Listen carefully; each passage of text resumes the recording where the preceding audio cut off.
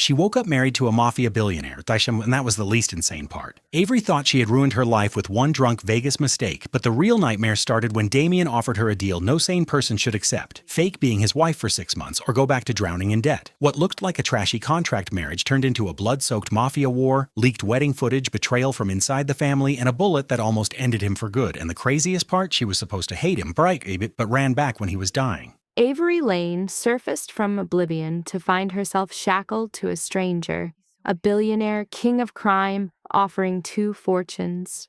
She could play his wife for 6 months, or she could lose what little she had. A bargain struck from despair in a Vegas palace would soon twist into a lethal conflict when bullets tore their counterfeit world apart. She ran, he was abandoned to his fate. Now a silent watcher by his hospital bed, her spirit shattered, Avery wonders if love can justify the lies, the violence, and the soul of a man the world has already condemned. Our story starts at the moment hers fell to pieces. The first thing Avery Lane registered was silk. This was not the thin imitation from a discount rack, but genuine silk. The kind that flowed over skin like cool water and cost more than a month of her life. Then came the sun, a merciless Nevada glare slicing through immense windows she had never seen before. The third awareness was the ring.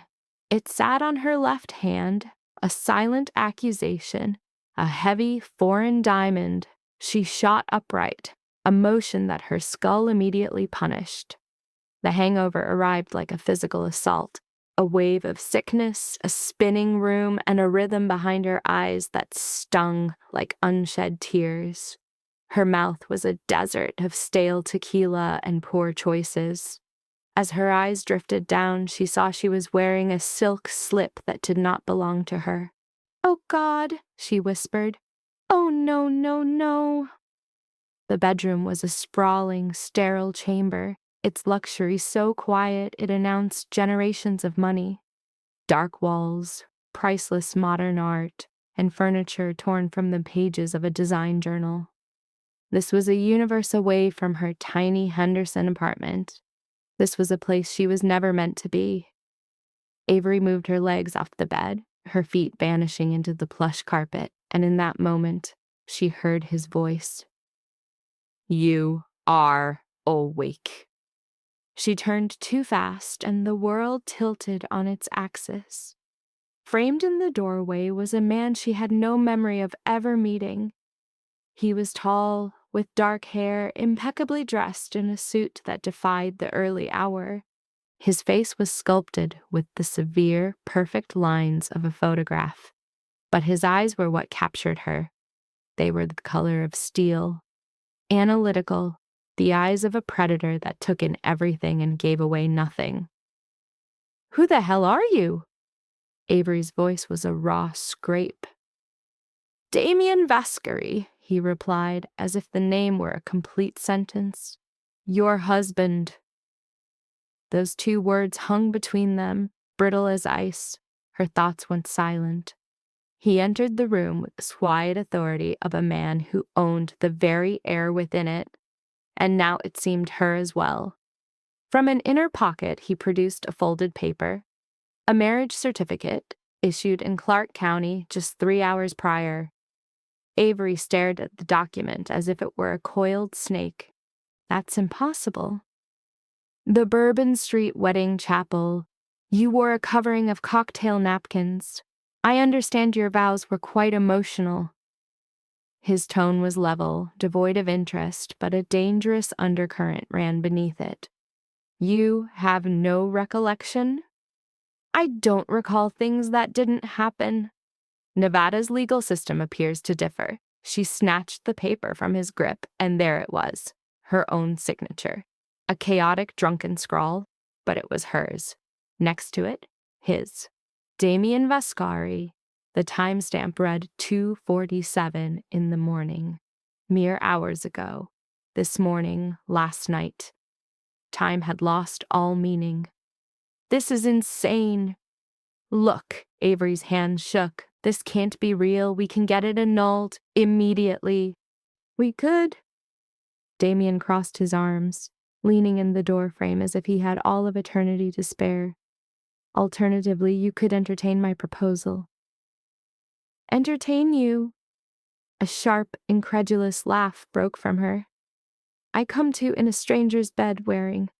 She gestured to the slip. Did you dress me? My housekeeper attended to it. Your own dress was ruined with champagne. Oh, fantastic. That makes everything so much better. Sit. I'm sorry.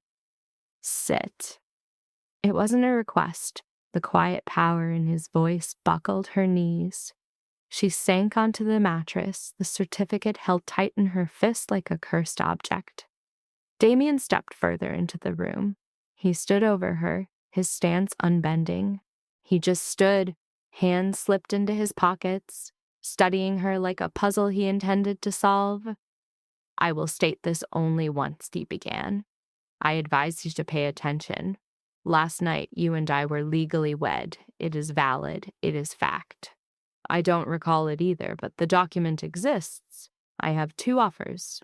First, I can seek an annulment. We treat this as a mistake, and you go back to your life. Okay, yes, that's the one I want. Option 2, he said, ignoring her completely. You stay married to me for 6 months. You play the part. You appear when I tell you, smile for the cameras, and convince my world that our marriage is genuine. For this, I will clear your debts, give you a place to live, and when it's over, you will walk away with $500,000. Avery could only stare at him. What? You understood me. You're out of your mind. I am practical. He tilted his head, his gaze clinical. You are drowning, Miss Lane. Student debt, maxed out credit, medical bills for your mother's care. You are 90 days late on your rent, and your landlord will be evicting you next week. You work 2 jobs and you are still going under. A cold void opened in her stomach. How do you know these things? I know everything. That's disturbing. That's thorough. He took a step closer and Avery recoiled. He stopped short, his face a mask. I need a wife. You need an escape. This is a simple transaction. Why? Her voice was smaller than she wanted. Why would a person like you need a wife? She gestured at the room, at his suit, at him. You have wealth. You have power. What could I possibly give you? My family has certain requirements. The words were clipped short. My grandfather created an empire, and his health is failing. He wants to see me settled, married, respectable. I lack the time for romance, and I have zero interest in a wife who will have questions or require emotions. You are available. You are desperate, and under Nevada statute, you already belong to me. I don't belong to anyone.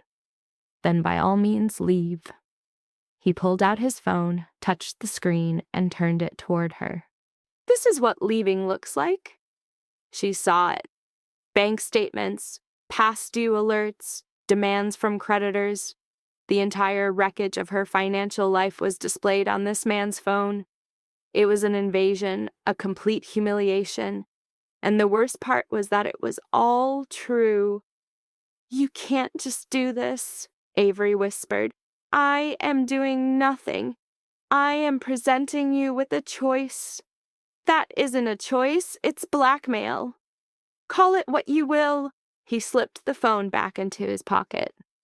You have 10 seconds to make up your mind. 10 seconds? I am a man with a schedule. You're a monster. 8 seconds.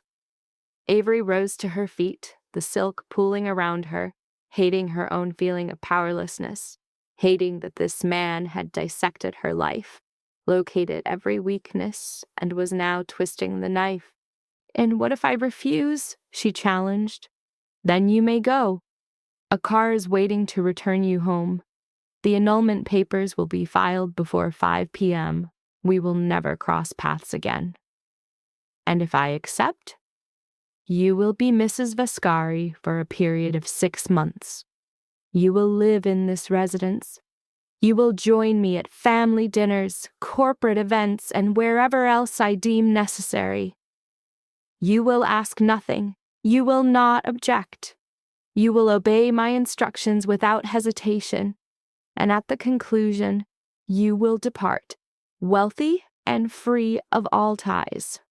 That's selling myself. No, Damien stated, his voice like frost. That is what marriage is. A silent scream clawed at Avery's throat. She wanted to throw the paper in his face and run from this gilded cage, but the phantom alerts echoed in her head. Overdue. Final warning. Notice of eviction. The nursing home's calls about her mother's unpaid balance. The principal warning that new teachers are the first to be cut. She pictured her apartment, the stain on the ceiling, the broken heat, the fighting next door. She pictured another night of instant noodles because real food was a luxury. She pictured her mother's blank gaze on her last visit, her memory failing because the care that could help her was a price Avery could never afford. Why me?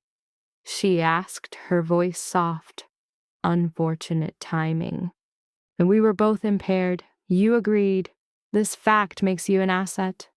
I despise you. You don't know me enough to. I know plenty. Damien checked his watch. Your time has expired. What is your decision? Avery's gaze fell to the ring on her hand. It fractured the morning light into 1,000 tiny rainbows on the floor, and she felt a fissure open deep within her.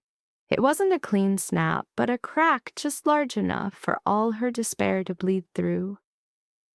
6 months, she said, her voice hollow. 6 months, and then you let me go. Then you are let go. She lifted her chin to meet his cold, unreadable eyes and gave one sharp nod. All right, I'll do it. For the first time, something shifted in Damien's expression.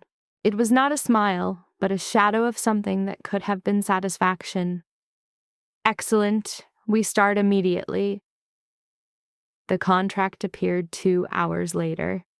Avery was in a room Damien called the East Sitting Room, a cold space full of uncomfortable chairs and too much art, staring at documents a lawyer had placed before her.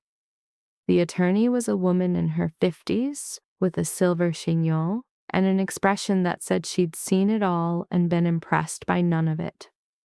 Review it with care, the lawyer said. Initial the bottom of each page. I don't have counsel. You have no need for one. The agreement is exceptionally clear. Agreements were never clear. A ghost of a smile graced the woman's lips. You carry more sharpness than your features let on. Thank you, I think. Avery's eyes drifted across the page. It was a labyrinth of legal jargon that sharpened the pounding in her head, but the terms were mercilessly stark.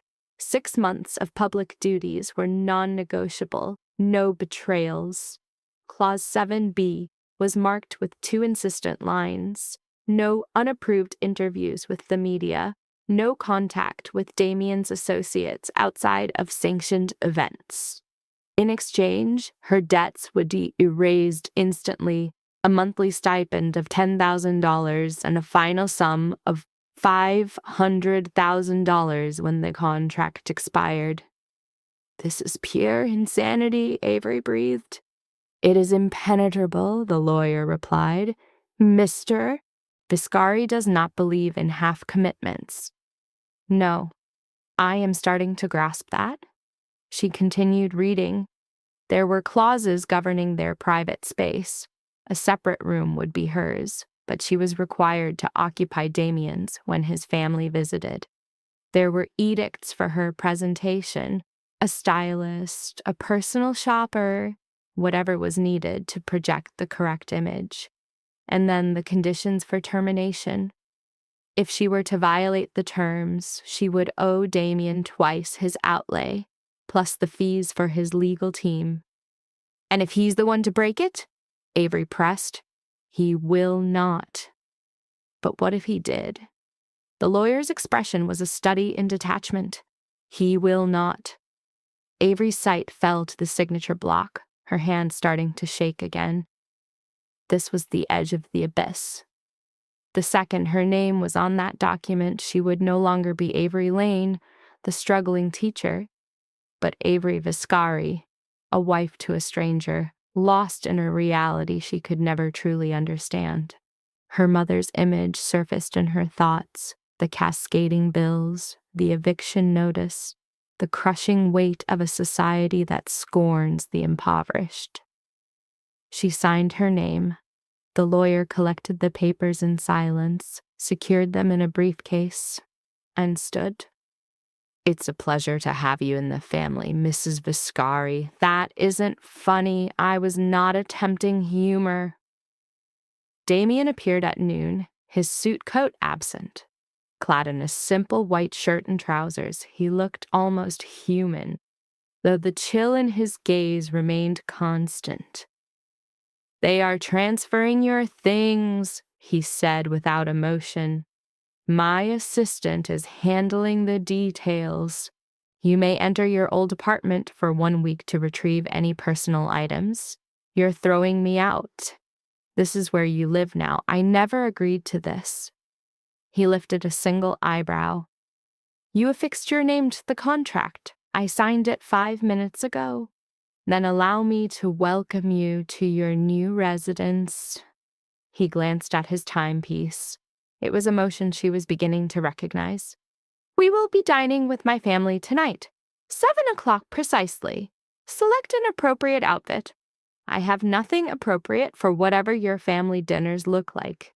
You will soon enough. The stylist arrives in 20 minutes. Avery stood, the ache in her head returning with a vengeance. Could you, for 1 moment, stop and acknowledge how completely unhinged this is? No. What for? Acknowledging it alters nothing. You came to your conclusion, I came to mine. We are both prisoners of them now. You didn't conclude anything, she shot back. You executed a corporate takeover, the same difference. It is completely different. Damien studied her for a long, silent moment, and Avery buckled under the sheer force of his stare. It was not unkind. It was simply empty, as if he were examining an object to find its designated spot. My family is difficult, he finally said. They will ask things. They will search for fractures, reveal nothing, express no opinions, just smile, nod, and let me steer the conversation. So, I'm just a prop. You are my wife. The same difference.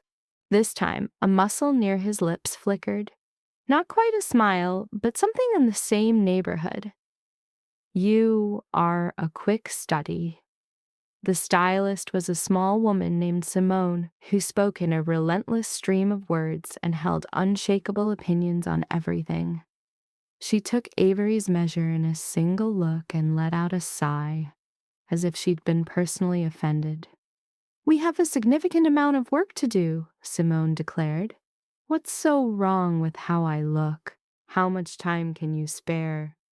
Avery was then put through 2 hours of what Simone called critical triage: hair, makeup, wardrobe. When she was finished, Avery barely recognized the person in the mirror. The woman staring back was poised, elegant, and looked expensive. She wore a black dress that was worth more than her car, heels that made her calves burn, and jewels that whispered of profound wealth. An improvement, Simone pronounced, circling her like a hawk. Not perfect, but an improvement. Thank you, naturally. Now you're bearing. Stand up straight, no slumping. Your husband is Damien Viscari, not some low-level financier. What's the difference? roughly $40 million and a significantly higher threat level. Avery froze. Threat level? Simone dismissed the term with a flick of her hand. That is beyond my scope. Now walk. My walk is fine, your walk is unremarkable. We need a regal air. I am a school teacher, not royalty. You are a Viscari now. The same difference. By 7 p.m., Avery was standing in the marble foyer of Damien's residence, adorned in a fortune and feeling like an absolute counterfeit. Her hands would not keep still. Damien emerged at the top of the grand staircase, once again in a full suit, moving with an effortless grace that suggested a lifetime of formal wear. "Are you prepared?" he asked. "No." "Wonderful. Then let us go." The car was a black Mercedes with buttery leather seats and a driver who moved in complete silence. Damien was a heavy presence next to her, his features lit by the cold glow of his phone, while Avery saw the Vegas skyline dissolve into a haze beyond the tinted window. From the silent luxury of the car, the city seemed a faraway show, a life that was no longer hers. "Where are we headed?" She ventured into the quiet. "My grandfather's home." How many gilded prisons did this family possess? 3 in Nevada, 2 in California, and another one in Italy. "Of course you do," was her silent thought. He finally turned his head toward her. "Nervous?" he inquired. Petrified was the actual word. "Do not be. They are only people." The falsehood felt like ash in her mouth. Wealthy people are never only people. A small nerve jumped in Damien's jaw. "You may have a point there." The estate confirmed her theory. A massive Mediterranean mansion in Summerland, complete with gates, security, and a household staff that was likely larger than her entire high school. The driveway was a showcase of expensive vehicles. Bentleys, Maseratis, and a Rolls-Royce that should have been roped off in a museum. Damien's driver pulled up to the main entrance, where a valet appeared to open Avery's door. "Showtime," Damien murmured. He stepped out before offering his hand to her. His touch was warm, his grip firm, and as her heel caught on the door's edge, he steadied her without a sound. For one fleeting second, their gazes locked, and Avery saw something shift in his. It was not warmth, but it was not ice either. "Stay close to me," he said, his voice low. "And remember, you are deeply in love with me. I barely know who you are. They don't need to know that." The massive doors opened before they arrived, revealing a woman in her 60s with eyes that could pierce steel and features just as sharp. She wore diamonds like a suit of armor, and her stare swept over Avery, leaving her feeling utterly exposed. "Damien," the woman announced, "you've made us wait." "Traffic?" "There is never traffic in Summerland. In that case, I am merely late." The woman's attention snapped to Avery. "And this," Damien said, "is my wife." His palm rested on the small of Avery's back, a possessive, casual touch that felt like he was branding her. "Avery, this is my aunt, Gabriella Viscari."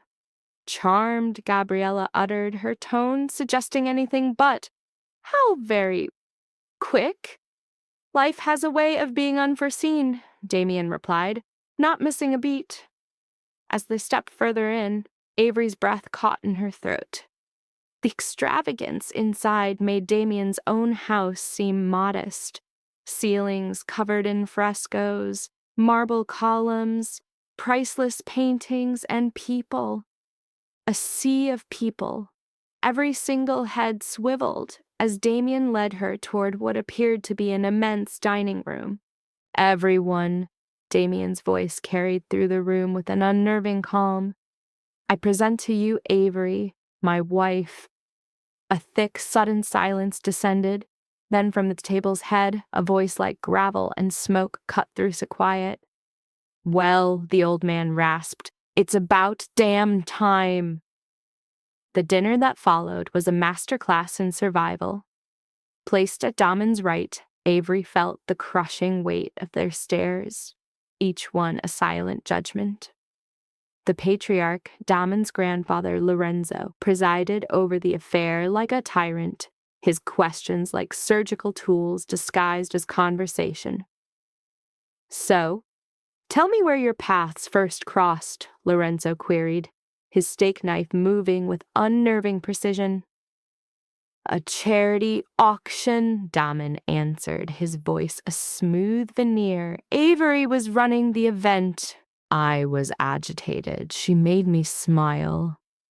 From down the table, a low voice murmured, I was not aware you could smile.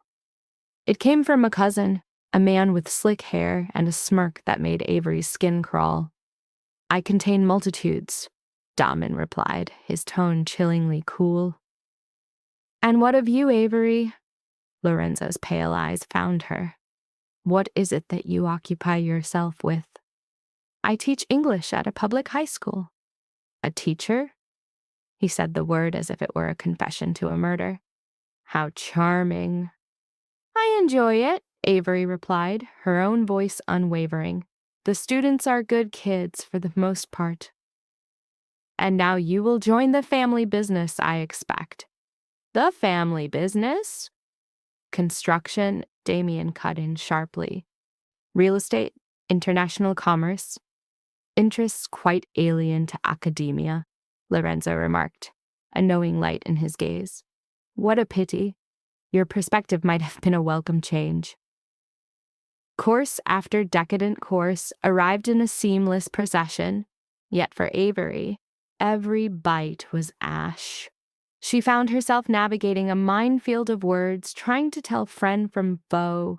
Her aunt, Gabriella, dissected Avery's background with surgical questions. A cousin, Marco, made light of their Las Vegas wedding with thinly veiled insults. All the while, Lorenzo watched, his expression unreadable. Avery, if you would, he started as the final course was served. What was it about my grandson that made you say yes? Damon is a complicated man. He is a being of cold calculation, utterly ruthless when it suits his purpose. So I must ask, what gave you the conviction you could endure being his wife? Silence descended upon the table as all eyes fixed on her. Underneath the linen, Damon's hand came to rest on her knee, an ambiguous touch. Was it a warning or support? Avery's gaze darted between Lorenzo and Damien. I said yes because he proposed, she replied with a soft but firm resolve. And I feel that everyone has the right to become something greater than they seem. For a long, weighted silence, Lorenzo just stared, then a harsh, startling laugh erupted from him. This one has spirit, he announced. She has resolve.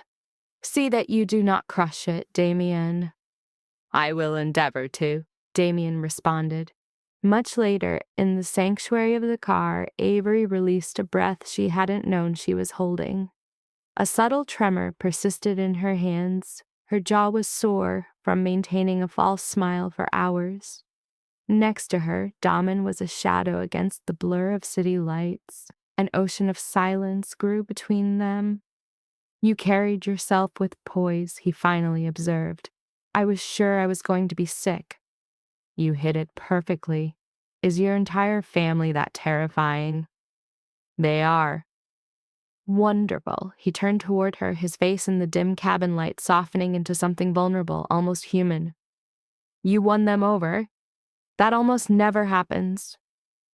Your grandfather mentioned my resilience. He meant it. Is he always that formidable? He is terminally ill, Damon stated, his tone flat.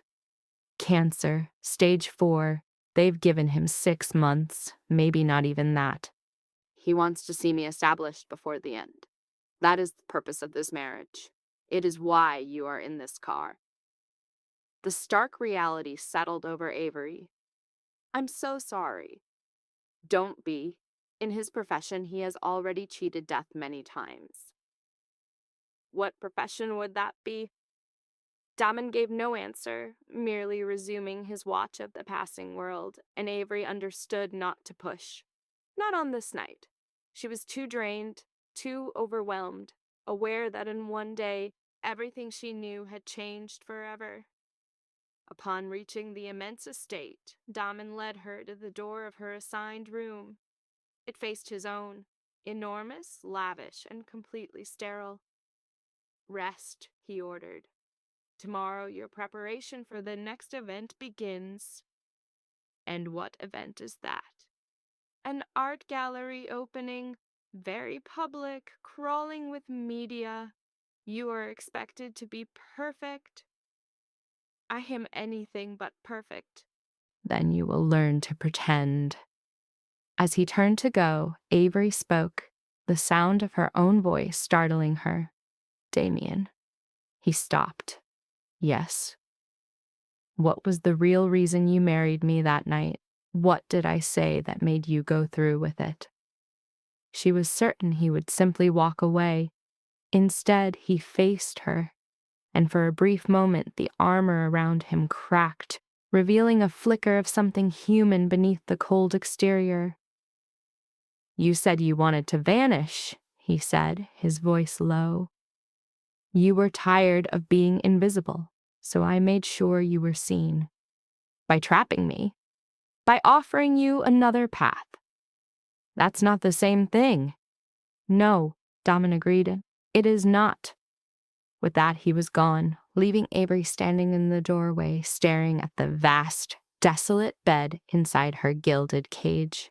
On her hand, the wedding band felt like a manacle. The silk nightgown from her first hours here was laid out on the bed. Clean now, a ghost of that initial dizzying shock. She checked her phone only to find a dark, silent screen. No calls, no texts. No one in the world seemed to notice she was gone or to worry for her safety. She was a solitary prisoner in a mogul's palace, a stand-in for a part she hadn't auditioned for, living a life that was a lie. The woman named Avery Lane was gone. In her place stood a Mrs. Viscari, a stranger she did not recognize.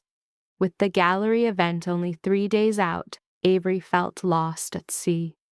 On her first full morning, she found a schedule slid under her door, printed, meticulous, and organized by color. 8 in the morning, breakfast with Damien. 9, a fitting for her new wardrobe. 11, instruction on handling the press. A hurried 30-minute lunch at 1, because 2 o'clock was a session on proper carriage, a term that sounded like medieval punishment. Her shower was in a bathroom bigger than her last apartment, with linens that cost more than her rent, and she dressed in garments that had appeared in her wardrobe as if by magic. Her own things were put away while she slept. Her few simple dresses were now dwarfed by racks of expensive designer clothes, all with their price tags attached. It was a systematic dismantling of who she used to be. When she arrived, Damon was already in the dining hall, his attention fixed on a tablet, a cup of black coffee at his side. His gaze lifted as she entered, assessing her with the cold precision of an auditor. You are on time, he observed. Good. Knowing how to read a clock is a skill I possess. Your wit will not be an asset on Friday night. Neither will Friday night. But we are both stuck here, aren't we? Avery sat across from him, looking at the lavish breakfast display. Fruits, breads, eggs, and items she couldn't name were artfully arranged. A uniformed woman appeared to fill her coffee cup. Thank you, Avery murmured. The woman inclined her head and then disappeared. You do not need to thank the staff, Damon said, his focus returning to his tablet. And why not? Because they are paid for their time. They are still people. He finally looked at her, arching an eyebrow. You will find it difficult to adjust. To being rude. To being practical. He put the tablet down. This gallery event is critical. My family will be there, along with my associates, influential people. There will be cameras, questions, and judgment. Everything you say and do will be seen as a statement about me. Well, that sounds relaxing. I'm not joking, Avery. Neither am I. I teach high school English. I don't know the first thing about this performance. Her gesture took in the opulent room, her new husband, this entire life. I don't know how to be the person you need me to be, which is why you have 3 days to figure it out. Her media trainer, a man named Richard, communicated in sharp, pre-packaged phrases, as if speaking for a news broadcast. He was losing his hair, smelled strongly of cologne, and had the nervous energy of a caffeine addict. Rule number 1, Richard announced, striding in front of Avery in the formal library.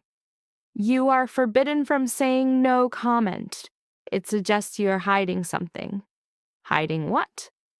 It does not matter what. It is all about how it looks. But what if I really have nothing to say? Then you change the subject. You pivot. You steer them back to an approved message. He handed her a laminated card. Memorize these. Avery looked down at a list of generic, lifeless statements. I feel so fortunate for this chance. Damien and I are absolutely thrilled. Our focus is on creating a future together. This sounds like a press release, she noted. This is how you stay afloat, Richard snapped. All right, let's rehearse. I'm the press. He struck a confrontational pose, pointing a phantom microphone at her. Mrs. Viscari, what is it like to join one of the most influential families in Vegas? Avery hesitated. Too long. You waited. A pause reads as doubt. Let's go again. What is it like to join one of the most influential families in Vegas? It's lovely. Richard let out a pained sound. Lovely.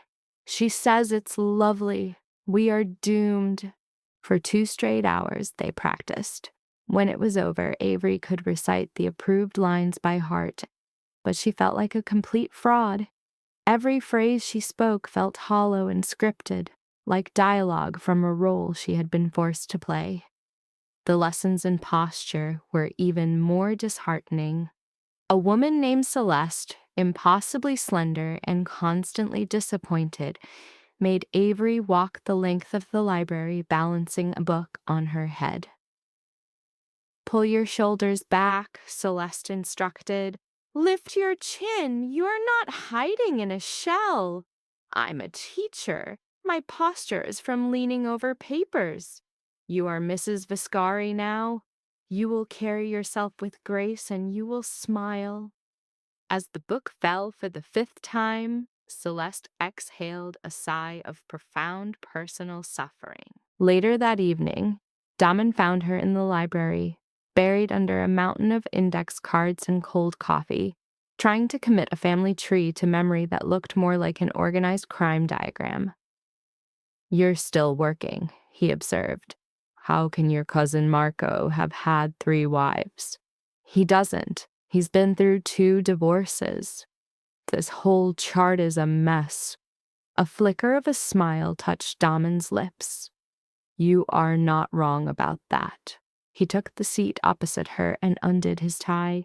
It was the first time she had ever seen him look truly tired. A bone-deep weariness that wealth could not alleviate. Can I ask a question? Avery dared to ask. You just did. Can I pose a serious question? She watched him, waiting. Ask. Why the contempt for them? For who? Your family. You refer to them like a corporate merger, not flesh and blood, as if your entire life is an act. A heavy silence stretched between them. Damien's fingers drummed a frantic beat on the arm of his chair, the first crack she'd ever seen in his iron composure. "It isn't contempt," he finally uttered. "It's a complete lack of trust." "That's far worse." "Perhaps." He stood, smoothing his jacket. "You need rest. Tomorrow is going to be harder." He was right. The next day brought a photographer who staged 3 hours of false intimacy, posing Avery and Damien across the grounds, a manufactured laugh in a garden, staged reading in the library, a shared moment in a kitchen. Avery was certain Damien had never once entered. The photographer's constant refrain to act naturally was the most unnatural directive imaginable. "Rest your hand on his shoulder," the man commanded. "Yes. Now gaze at him like he is your entire world." Avery tried. She truly did. But looking into Damien's eyes, she saw only the stranger who held the deed to 6 months of her life. "You're trapped in your thoughts." Damien's voice was a low murmur, just for her. "It's the only place I know how to be." "Then find a better place to inhabit, something pleasant." She grasped for a happy memory, for anything, but her thoughts snagged on the sharp reality of what she'd escaped. The debt, her mother's vacant stare, the eviction that had nearly shattered her. Joy was a country where she'd never held a passport. That was the simple, damning truth. "I can't," she whispered. For a moment, Damien's expression softened, a glimmer of something like empathy in his gaze. He covered her hand on his shoulder, his touch surprisingly gentle. "Then just hold on," he murmured. "That's all you have to do." A camera's click fractured the instant. "Perfect," the photographer called out. "Absolute magic. That's the one." Later that night, Avery felt lost in the center of an enormous bed, her eyes tracing patterns on the high ceiling.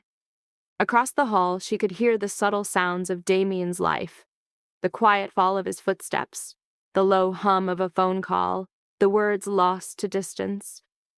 And then, silence. She found herself wondering what he thought. Did this cold arrangement ever trouble him? Did he see the human being in this transaction? Her phone vibrated, a text from a number she didn't recognize. "Tomorrow, 10 a.m., East Sitting Room, come alone." Avery's brow knit in confusion. She almost ignored it, but some deep impulse made her respond. "Who is this?" The reply came instantly. "Gabriella. We need to talk." Gabriella Viscari was already there when Avery arrived, settled into a rigid armchair as if it were a throne, an assumption Avery didn't question. The family matriarch was dressed flawlessly, her jewelry splintering the morning sun into 1,000 pieces, her expression holding all the warmth of a glacier. "Sit," Gabriella commanded, not asked. Avery obeyed. "Coffee?" "No, thank you." Wise. An indulgence in caffeine suggests a lack of discipline. Gabriella placed her own cup down, clearly not bound by her own pronouncements. Her stare was so intense it felt physical. "Let's dispense with the pleasantries. This marriage is a fabrication." Ice coiled in Avery's stomach. "I don't know what you're talking about." "Don't. I have survived in this family for 40 years. I know what a real partnership looks like, and this is not it." Gabriella leaned forward. "So the question becomes, what do you hope to gain?" "I don't have a motive." "Everyone has a motive. Money, status, a moment of notoriety before you sell your story." "I signed a non-disclosure agreement." "And agreements can be broken. Anything can, with the right leverage." Avery's hands clenched in her lap. "I have no desire to break anything. I just need to get through the next 6 months." 6 months? A sharp light entered Gabriella's eyes. "How very precise. So it is a contract." I didn't say that. You didn't have to. The older woman settled back, her eyes dissecting Avery. You're shrewder than you let on. That's good. Damien needs someone with a mind. His last choice was as substantial as air. There was another. Several. None of them lasted. Gabriella sipped her coffee. But you are different. How so? You're terrified, and it's authentic. The others pretended they belonged. You know you are an outsider, and you don't hide it. That is either a mark of great courage or spectacular foolishness. I am betting on the latter. For the first time, a smile touched Gabriella's lips. It held no kindness, but it was genuine. Against all logic, I am intrigued, so let me give you a piece of advice. Survive this first month. The pressure will ease after that. Whose pressure? Everyone's. Gabriella stood, smoothing her silk skirt. And Avery. Erase what you think you know about this family. It is an illusion. We are not who we seem to be. Not any of us. She swept out, leaving Avery in a ringing silence, her heart hammering. The warning, though cryptic, was perfectly clear. She had wandered into a labyrinth far more menacing than a simple business deal. She just hadn't seen the walls yet. The gallery event descended on her before she was ready. Simone spent 4 hours sculpting her into a creature of the red carpet. The gown was the color of a starless night, its high slit a source of constant, quiet panic. Her hair was a flawless sculpture, her makeup a dramatic mask. The woman in the mirror was a complete stranger. You are an asset, Simone said with approval. That is the entire idea. Damien appeared in the doorway, and for what felt like the first time, he was stopped in his tracks. His eyes traveled over her, and some impenetrable mask he wore seemed to shift. You are... He paused. An asset, Avery supplied for him. I was going to say breathtaking, but your word is also accurate. The gallery was a repurposed warehouse in the heart of Vegas, reborn as a sleek temple to modern art. As they approached, they were met by a solid wall of photographers, a blinding barrage of flashes, and a roaring wave of questions. Listen, Damien said quietly as their car stopped. Smile, wave, and be silent. I'll deal with them. What have they talked to me? Deflect. You had 2 hours of coaching on this. The car door opened to an explosion of sound. Damien stepped out first, then offered Avery his hand. His grip was like steel as she emerged into the chaotic blizzard of light and shouting. Mr. Viscari, over here. Who is your date? Is the wedding rumor true? Damien's arm locked around her waist, pulling her close. To the cameras, it was a display of affection. Avery felt only the cold, mechanical control in his body, the calculation in his posture. Smile, he breathed into her ear. And so she smiled. She smiled until her face ached, waving at phantoms in the blinding glare, allowing Damien to navigate her through the media gauntlet and into the building. The scene inside was only slightly less of a battle. Beautiful people in expensive clothes, rivers of champagne, and paintings that cost more than she could ever earn.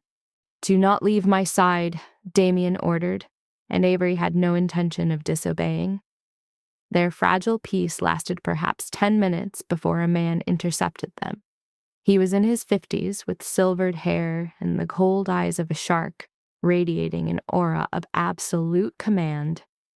Damien, the man said, his voice slick with false warmth. I hear congratulations are in order. Victor. Damien's tone was ice. This is my wife, Avery. Avery, Victor Castellano. The man who owns half the city. Just half, Victor purred, his eyes never leaving Avery. The pictures are an injustice. Tell me, How does a woman finally capture Vegas's most elusive prize? I didn't capture him, Avery said, falling back on her training. We were fortunate enough to find one another. How lyrical. Victor's smile never reached his eyes. And what is it you do, Avery? I am a teacher. A noble calling, he said, with the precise inflection one uses for a tragic flaw. I'm sure Damien can find you a more suitable role now. Teaching is a suitable role, Avery countered, surprised by the steel in her own voice. It's essential. Of course! Victor's attention snapped back to Damien. We have to talk about the Henderson deal. This is not the time, Victor. The timeline is critical.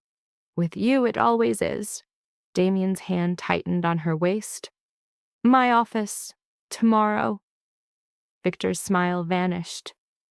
Tomorrow. He inclined his head to Avery. A pleasure, Mrs. Viscari. When he was gone, Avery exhaled a breath. She didn't know she'd been holding. I despise that man. Everyone does, but he serves a purpose. What purpose? Business. Damien steered her toward a quieter part of the gallery. You handled yourself admirably. I wanted to hit him. So did I. That is not how we operate. How do you operate? Before an answer could come, Lorenzo materialized. The old patriarch moved with the careful pace of a man reliant on a cane, yet the crowd parted for him like the sea. Grandfather, Damien said, his voice flat, you brought the girl. Lorenzo's milky eyes fixed on Avery. Good. Let's have a look at you. Avery stood perfectly still as he inspected her, his gaze as personal as a cattle auction. But she met it, and she did not look away. Model? She is adequate, Lorenzo concluded after a long silence. There is fire in her. Good. Damien requires a partner who will not break. I am no one's animal, Avery countered, the words spilling out before she could catch them. A coarse laugh rumbled from Lorenzo's chest, the same sound she remembered from dinner. No, that much is clear. Come, walk with me. We will leave Damien to his business. It was a command, not an invitation. As Lorenzo started to move, Avery fell into step, painfully conscious of Damon's gaze following them. The old man guided her to a more secluded section of the gallery, into alcoves where abstract canvases were lost in heavy shadow. Do you understand art? Lorenzo asked. A little. I studied literature, not painting. Excellent. Most people who claim to know art are liars. He stopped in front of a painting that was a tempest of rage and color. Tell me what you see. Avery studied it for a moment. It is chaos with a purpose, fury with a precise target. Exactly. Lorenzo's cane tapped against the marble floor. That is my grandson, a controlled storm. He has been that way since he was just a child. Do you know why? No. Because his father was murdered when he was 8 years old. It was presented as a car accident. But it was no accident. It was a message, an execution by a rival house. Lorenzo's voice was icily detached. And Damien was the one who discovered the body. A sharp gasp caught in Avery's throat. That's barbaric! It is, but it was the fire that forged the man he is now. Focused, powerful, and without pity when he must be. Lorenzo pivoted, his gaze drilling into hers.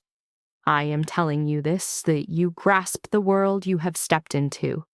This family does not play by common rules. We cannot afford to. What kind of rules do you live by? Our own. His eyes scanned her face. Does this reality unsettle you? Should it? It should. Yet I sense you are not a woman who is easily rattled. I saw how you handled Gabriella. She told you about that? She tells me everything. The faintest of smiles played on Lorenzo's lips. She has taken a liking to you. That is a rare occurrence. Gabriella likes no one. I sensed that. Let me give you some advice, child. The next 6 months will be a test. My family will weigh you. They will challenge you. They will search for weaknesses.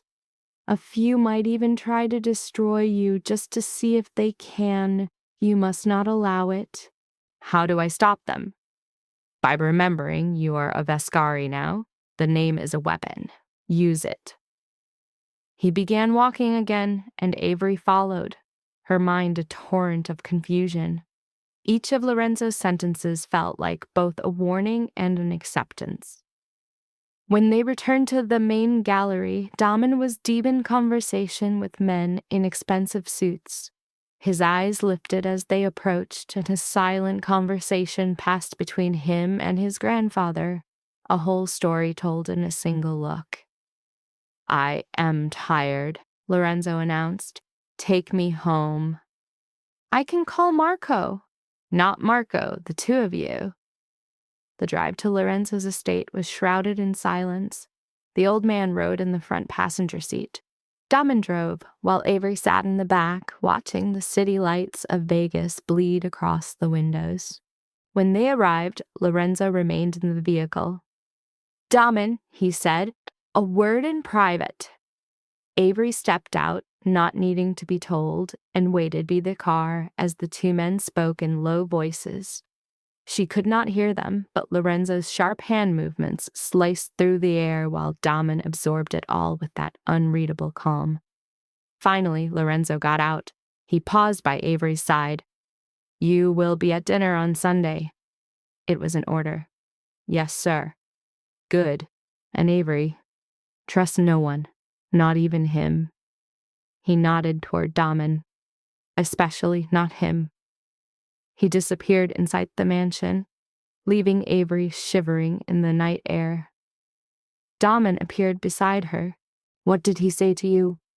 There was a tightness in his voice. Nothing. It was of no importance. He is lost in his paranoia. The medication makes it worse.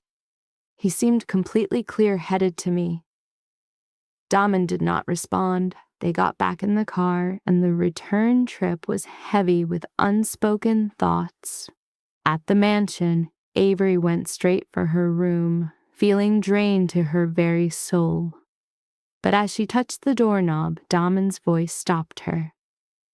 You handled yourself well this evening. She turned. He was standing in his own doorway, his jacket gone, his tie loosened. For a moment, he seemed almost human, almost vulnerable. Your grandfather told me about your father's passing, Avery said, her voice soft. A flicker of pain crossed Daman's features. He had no right to do that. He was trying to help me understand you. There is nothing to understand. That was a lifetime ago. You were a boy. I am not a boy anymore. He stepped back into his room. Good night, Avery. The door clicked, sealing her off in the hallway. She went into her room, locked the door, and sat on the edge of her bed. Her phone buzzed, a text from a number she didn't recognize. Welcome to the family. Keep your head on a swivel. She stared at the screen for a long time, then deleted the text. But the words remained, a phantom whisper in the quiet room. The anonymous warning haunted her for days, but nothing came after it. No more threats, just a deep silence that felt more dangerous than any message. Her life fell into a strange rhythm. Mornings were for coffee with Daman facing each other like generals discussing a treaty. Her afternoons were given to Simone, where she learned to walk, speak, and simply exist as Mrs. Vescari. The evenings dissolved into a parade of social events, fundraisers, and family gatherings where every smile felt like a lie. And under it all was the immense weight of the charade, of acting like she belonged, like she loved this man, like this was anything more than a contract with an end date. But then, in the third week, something began to change. It was almost unnoticeable at first. Damen began asking for her thoughts on little things. Which tie to choose if the caterers should offer salmon or chicken, whether the Picasso or the Rothko was better suited for the Eastern Hall. They were small things, meaningless decisions, except they didn't feel meaningless when he actually listened to what she said. Then came the morning she walked downstairs and found her favorite coffee waiting.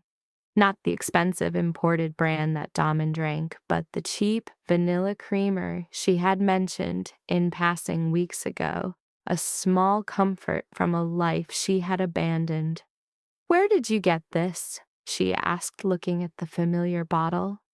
Damen's attention stayed on his phone. "The kitchen! I never put in a request with the kitchen." "I did." "Why?" "You mentioned you liked it." "I said it one time. Once was enough." He finally looked up at her, and his eyes were different, softer. "Stop cross-examining the coffee, Avery. Just drink it." And so she did. It tasted like a piece of her past, of a time that was both simpler and more terrible, but a time that was, at least, her own. The Sunday dinners at Lorenzo's estate became a weekly ordeal. It was always the same faces, the same probing questions disguised as polite chatter, and the unyielding feeling of being measured and dismissed. Marco, the cousin with the slick hair and hungry eyes, made a habit of cornering her whenever Damen was distracted. "So," Marco started one night, trapping her by the bar as Damen spoke with an uncle whose name Avery could never recall. "How are you finding married life?" "It's fine," Avery replied, her voice empty of emotion. "Just fine. That sounds terribly unromantic." "I am terribly unromantic." "I have a hard time believing that." Marco moved closer, his pricey cologne not quite hiding the smell of whiskey. "I think you're performing a role. We all are. But the real issue is, what do you really want?" "Nothing." "Everyone wants something. Money, safety, a taste of this world before you run away." "I want you to take a step back." Marco laughed, but he didn't move. "You've got some fight in you. I like that. Damen was always drawn to the difficult ones." "What's that supposed to mean?" "It means you're not the first woman who thought she could handle him, but you might just be the first one who—" "Marco." Damen's voice cut through the party's murmur like a blade. He was suddenly at Avery's side, his expression unreadable stone. "Leave." "We were just chatting." "No, you were intimidating my wife. There's a difference." Marco's arrogant smile faltered. He raised his hands as if to surrender. "Easy, cousin. I was just being friendly." "Be friendly somewhere else." As Marco backed away, Avery released a breath she hadn't realized she was holding. Damen's hand came to rest on the small of her back, a touch that was both protective and possessive. "Are you all right?" he murmured. "I can handle Marco." "I know you can, but you shouldn't have to." He led her away from the bar, toward the quieter space of the dining room. "He is an idiot. Ignore him." He said. "I wasn't the first." "You're not."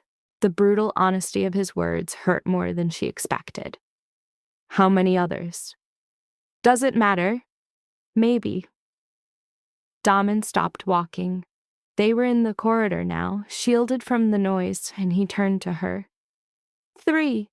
In the past 5 years. All were arrangements like ours. None of them lasted more than a couple of months." "What happened to them?" "They wanted something from me that I couldn't give." "What did they want?" "Me." He said it so simply, as if it were the most obvious thing in the world. The real me, not the contract, not the performance. They wanted a man I don't know how to be.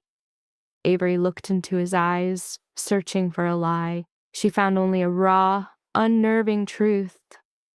And me? You're different. How? You don't want me. You want an escape. That makes you less of a risk. Less of a risk for which one of us? For both of us. Before a response could form on Avery's lips, Gabriella appeared at the end of the hall. Dinner is on the table. Stop lurking and come eat. The meal was the usual theater. Lorenzo commanded the table, recounting sanitized tales from a much darker history. Gabriella watched everyone with her predatory gaze. Marco sulked in silence. Damon's relatives traded words that felt more like landmines than small talk. And Avery smiled, and she nodded, and she fought the sickening realization that she was learning their rhythm, decoding their brutal hierarchy, and starting to know them in a way she never ever wanted to. After dinner, Lorenzo pulled Damon aside yet again. It had become their ritual. Every Sunday, a private talk that left Damon with a clenched jaw and a heavy, suffocating silence on the drive home. Avery never asked what was said. She feared the knowledge. But on this night, as they pulled into the estate's driveway, Damon fractured the quiet. He wants us to move into the main house. Avery whipped her head around to face him. What? My grandfather is insisting we live there. He says it is tradition for the heir to be on the family grounds. You are the heir? I am the eldest grandson. It is the way of things. And what did you tell him? I told him no. As simple as that? As simple as that. Damon cut the engine, but didn't move to get out. I do not want you living there. It is hard enough keeping you safe here. That one word echoed in the small space. Safe, not happy, not cared for. Safe. Am I in danger? Avery asked, her voice barely a whisper. Damon's jaw tightened. No. You are lying? I am being careful. That is not the same thing, Damon. Let it go, Avery. He got out of the car, shutting down the conversation. But Avery could not let it go. That night, alone in her room, she did the one thing she had avoided for weeks. She searched for Damien Vescari online. The search yielded a flood. Page after page of articles, photos, and speculation. Most of it was the typical fodder of the wealthy. Charity events, corporate mergers, property deals. But buried beneath the polished facade were darker whispers, hints and accusations. A 5-year-old article detailing the Viscari family's rumored connections to the criminal underworld. The piece was written cautiously, filled with words like alleged and rumored. But the portrait it painted was damning. Cleansed money, racketeering, and business partners who had a tendency to disappear when they became inconvenient. Avery slammed the laptop shut, her eyes fixed on the ceiling. She had felt it on some instinctive level that the family existed outside the lines of the law, in Lorenzo's veiled threats and Gabriella's cryptic statements, in the fear that wore the mask of respect in the eyes of their staff. But to see it printed in black and white gave her suspicions a chilling, undeniable form. She was married to a criminal, or the son of one. Whatever truth was festering in the gray space between accusation and fact. Her phone buzzed. Another message from the unknown number. Still think you're safe? Her hand shook as she typed a reply. Who are you? No answer came. She waited 10 minutes, then 20, then an hour. There was only silence. A silence and a gut-wrenching certainty that she had fallen into something far more perilous than a marriage of convenience. Damon found her in the library the next morning, surrounded by her old teaching materials. She had requested them from her apartment, and now they were spread across the desk. Lesson plans, graded papers, a coffee-ringed copy of The Great Gatsby, its spine broken from years of love. "You miss it," Damen stated. It was a fact, not a question. Every single day. You could go back afterward. Could I, really? Avery met his eyes.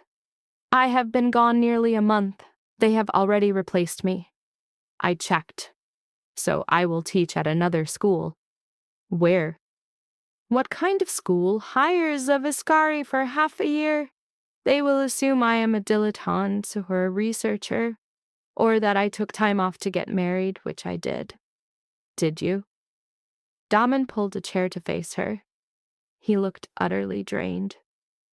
She was slowly learning to decipher the subtle signs of his moods, the tension in his shoulders when he was under pressure, the hard line of his jaw when he was angry, the small crease between his brows when an unwelcome thought took hold.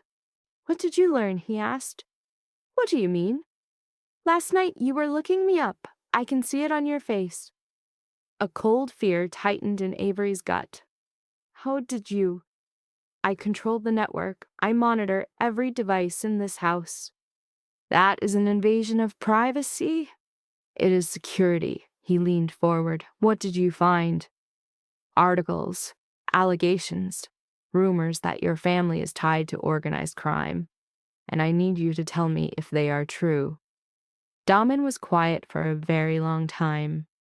When he finally spoke, his voice was deliberate, controlled. "My grandfather built an empire. Some of it was on the level, some of it was not.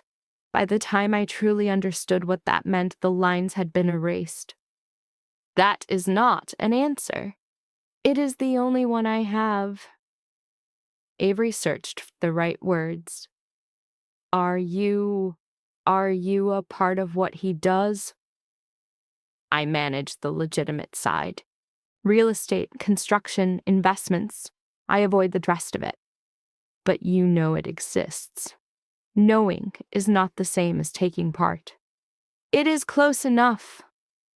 Damen shot to his feet and Avery flinched. He saw her reaction and his expression fractured. "I am not going to hurt you."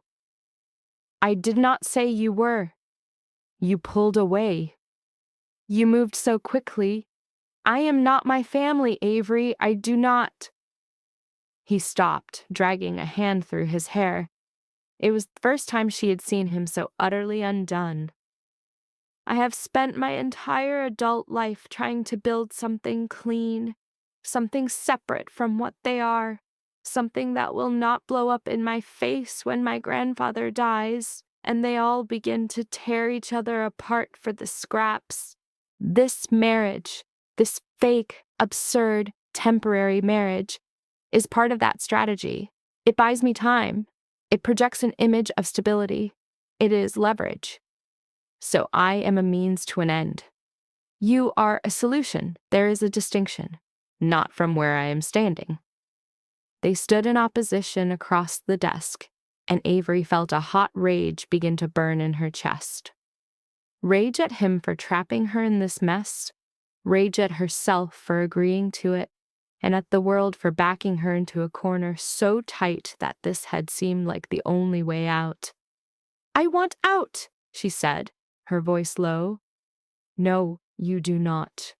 "Yes, I do." "Then leave." Damen's voice was ice again, his composure a perfect cold mask. "The door isn't locked. You can walk out of it right now. I will see to the annulment papers by morning." "And my debts will still be mine." "That was the agreement." "That is not fair. No, it is not. But it is honest." He walked to the door, then turned back. "You have a choice, Avery. You always do. The real question is whether you are brave enough to face the consequences." He left her there, shaking with a cocktail of rage, fear, and some other feeling she could not yet put a name to. She looked down at the copy of The Great Gatsby. at the green light on its cover, and she thought of Gatsby reaching for something that would forever be out of his grasp. She thought of the American dream, always just on the horizon, of wanting and getting and losing, and of whether any of it made a difference in the end. She did not leave.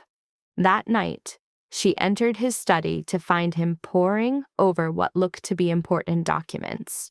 He looked up as she came in. "I am staying," Avery said. "I know, but you have to be completely honest with me. No more surprises, no more secrets. That is not how this arrangement works." "Then make it work differently." Daman put his pen down. "You are asking me to trust you. I am asking you to treat me like a person, not a piece in your game."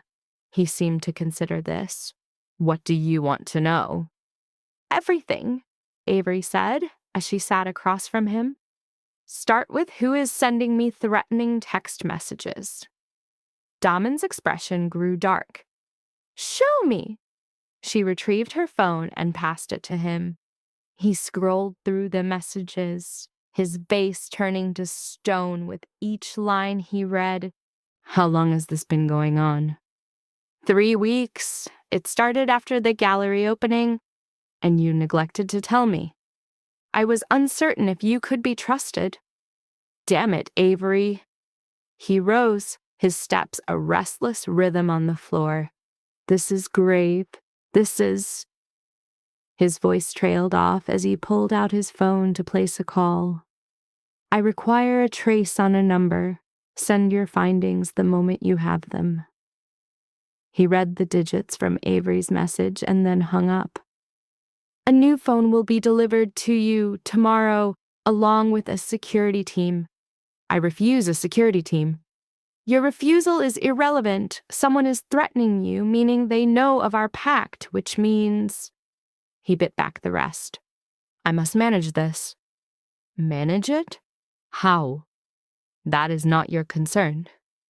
"It is entirely my concern if I am the target." Daman moved toward her, crouching to meet her gaze. His gray eyes were piercing, their focus nearly unsettling.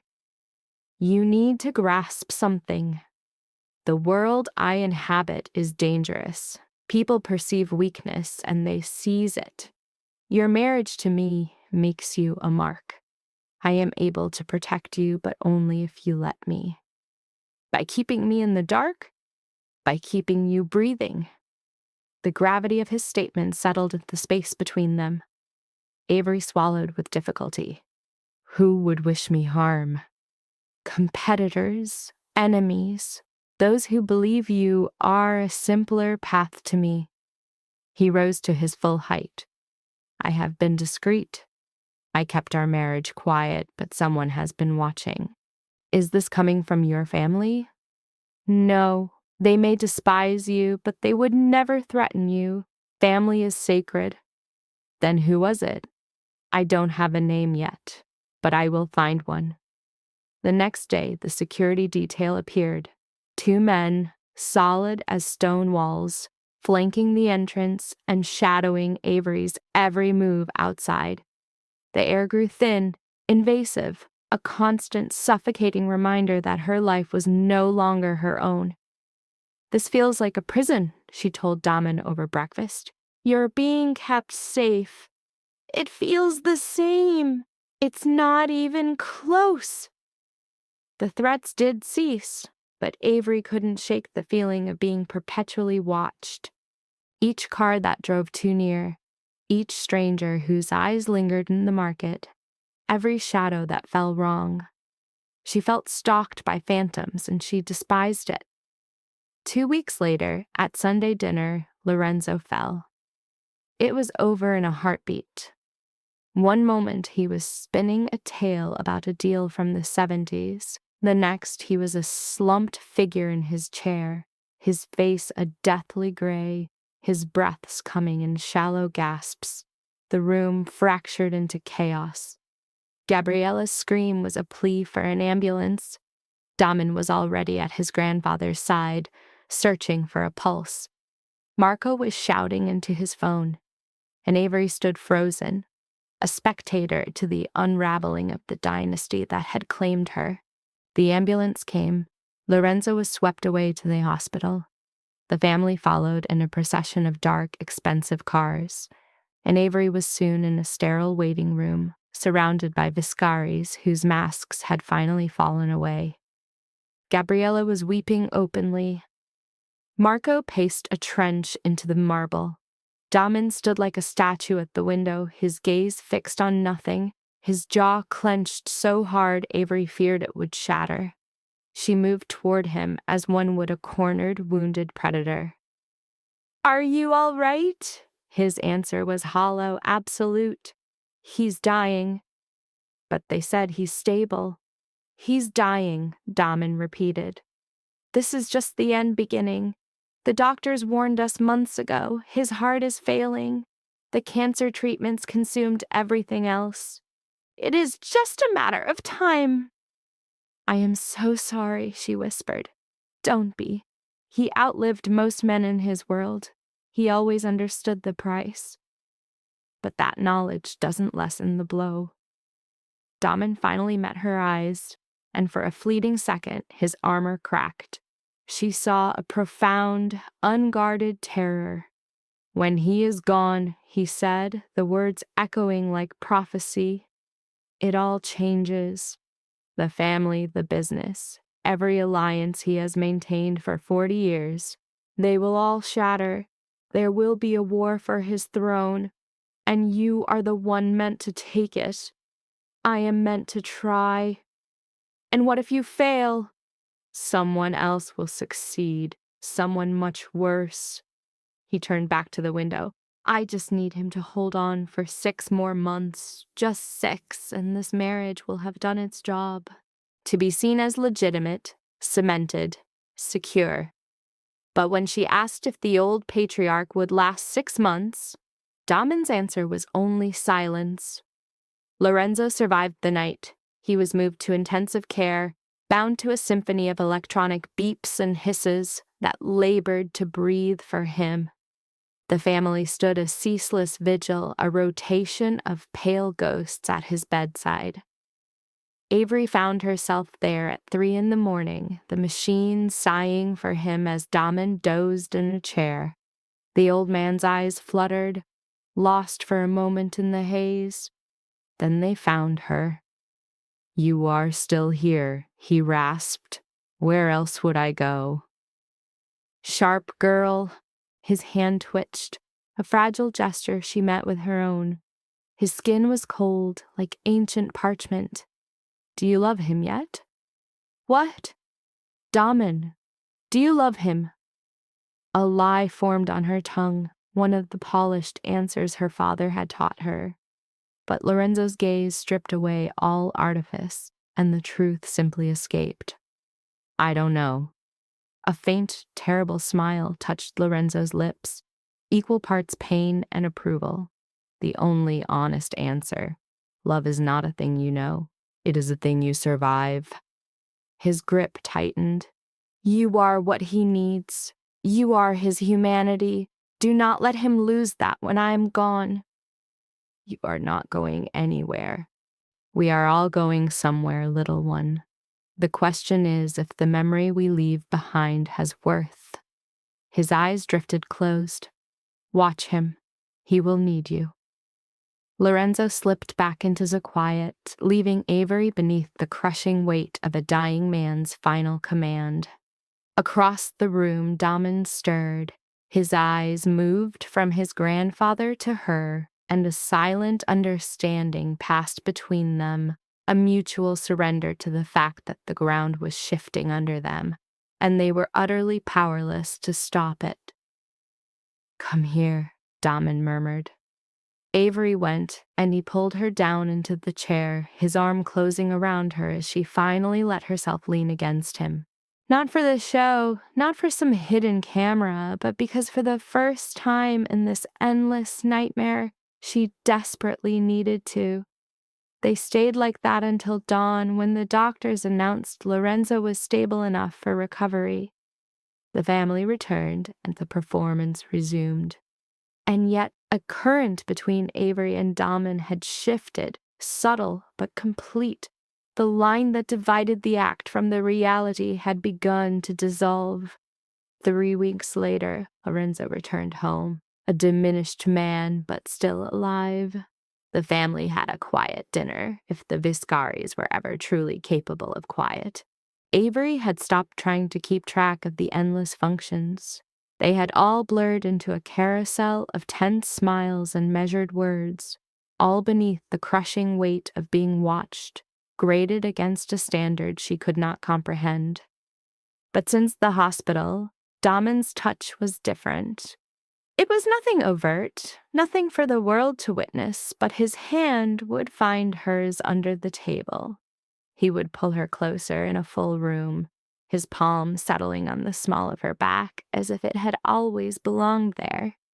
And in the dead of night, she could hear his restless pacing from across the hall. On 2 occasions, she discovered him in her doorway just watching, as if to confirm she hadn't disappeared. "You do not have to do that," she'd said. "Do what?"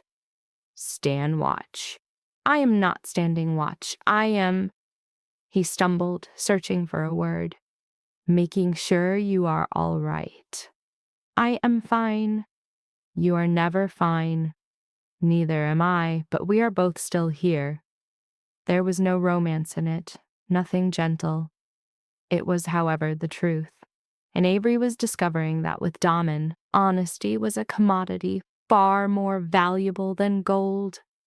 The morning their world cracked began in deceptive silence as Avery read in the library.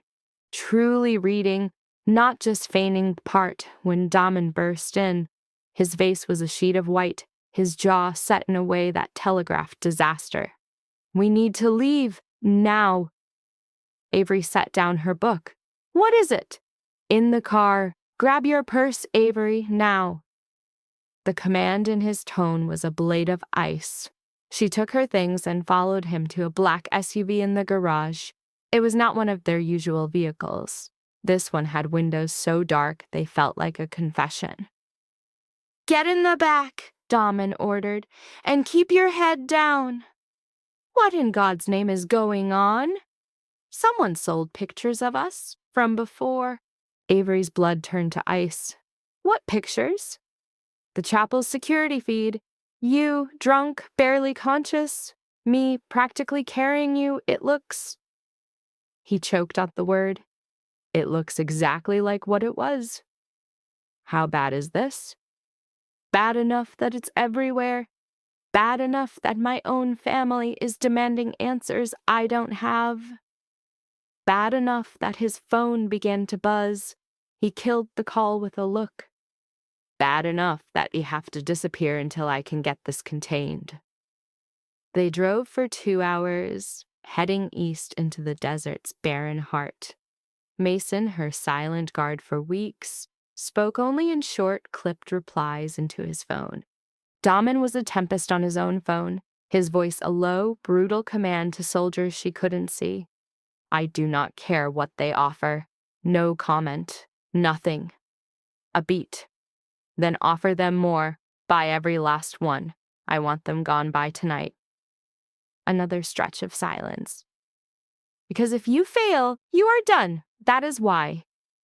He hung up only to dial again. "Where are we going?" Avery whispered. "A safe house, completely off-grid. Only Mason and I know it's there." "And your family?" "Especially my family doesn't know." They reached a remote cabin. It was not rustic, nothing of Dahman's ever was, but it was utterly alone. Solar panels and a generator provided life support for weeks. Mason did a sweep of the perimeter as Dahman led her inside. It was a single, large, Spartan room, a secure, sterile box that felt more like a cell. "How long do we have to be here?" Avery asked. "For as long as it takes." Dahman was already scanning news sites on his phone, his expression growing darker with each photo. "Let me see." "No." "Dahman, it is my face. I have a right to know." He held her gaze for a long, fraught moment before handing over the phone. I warned you. The headlines were a public execution. Billionaire's drunken wedding sham. Teacher in gilded cage. The photos were a fever dream. Her, wearing a ridiculous napkin for a veil, her makeup smeared, being held up by a stranger she had no memory of. The shots were grainy, but their meaning was perfectly, devastatingly clear, clear enough to scream the sordid truth. "This is bad," she whispered. "It's a catastrophe. It introduces the one thing I could not allow, doubt. It raises questions about if any of this is real." "It isn't. I know that. You know that. But the world must not." He took back his phone. "And the world is now watching. By tomorrow, they'll be writing about coercion and fortune hunters, every ugly story they can dream up. My family will require an explanation. Lorenzo will—" He paused, raking his hand through his hair. "I built this entire facade so meticulously, and it's been destroyed because some security guard at a cheap chapel needed cash. Can't you sue them?" "We are, but the damage is done. You cannot put the genie back in the bottle." Avery sank onto the sofa, her hands shaking. "What do we do now?" "We wait, we rely on the lawyers, and we hope some other disaster steals their focus. And if it doesn't?" Damon sat down beside her. For the first time since this crisis began, he saw her, truly. "Then we will confront it, as one." "I thought this was a transaction." "It was, it still is, but—" He faltered. "It has grown more complex." "In what way?" "Because in the last 3 months, you evolved from a solution into something—" He struggled for the word vital. Avery's breath caught. "Do not misinterpret me," he added hastily. "This is not some declaration, it is a simple fact. You are vital, and I guard what is vital to me. That is the extent of it." "Is it?" He offered no reply, turning instead to gaze out at the vast, merciless desert. "Mason is on guard. We are secure here. No one can get near." "Do you believe they would make an attempt?" "People become predators when fortunes are at stake, and our union represents a very large fortune." The remainder of the day dissolved into a thick silence. Damon made his calls.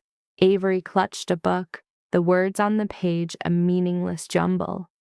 Her thoughts were a cycle of those degrading images, the stark exposure of her reality. The world now knew their bond was forged from spirits and desperation, not affection. As dusk settled, the desert air turned sharp and biting. Damon started a fire, and Avery felt herself drawn to its dancing warmth. He came to her on the sofa, with 2 glasses of whiskey. "I don't imbibe," Avery said softly. "You did, on one occasion. See where it led." "That isn't amusing." "It's slightly amusing." He held out the glass to her regardless. "You are not required to drink it, but it is available if you change your mind." She accepted it, her eyes following the swirling amber fluid. "I have no memory of that night, not a single moment. I don't recall meeting you or agreeing or—" Her voice faded. "I don't recall becoming this version of myself."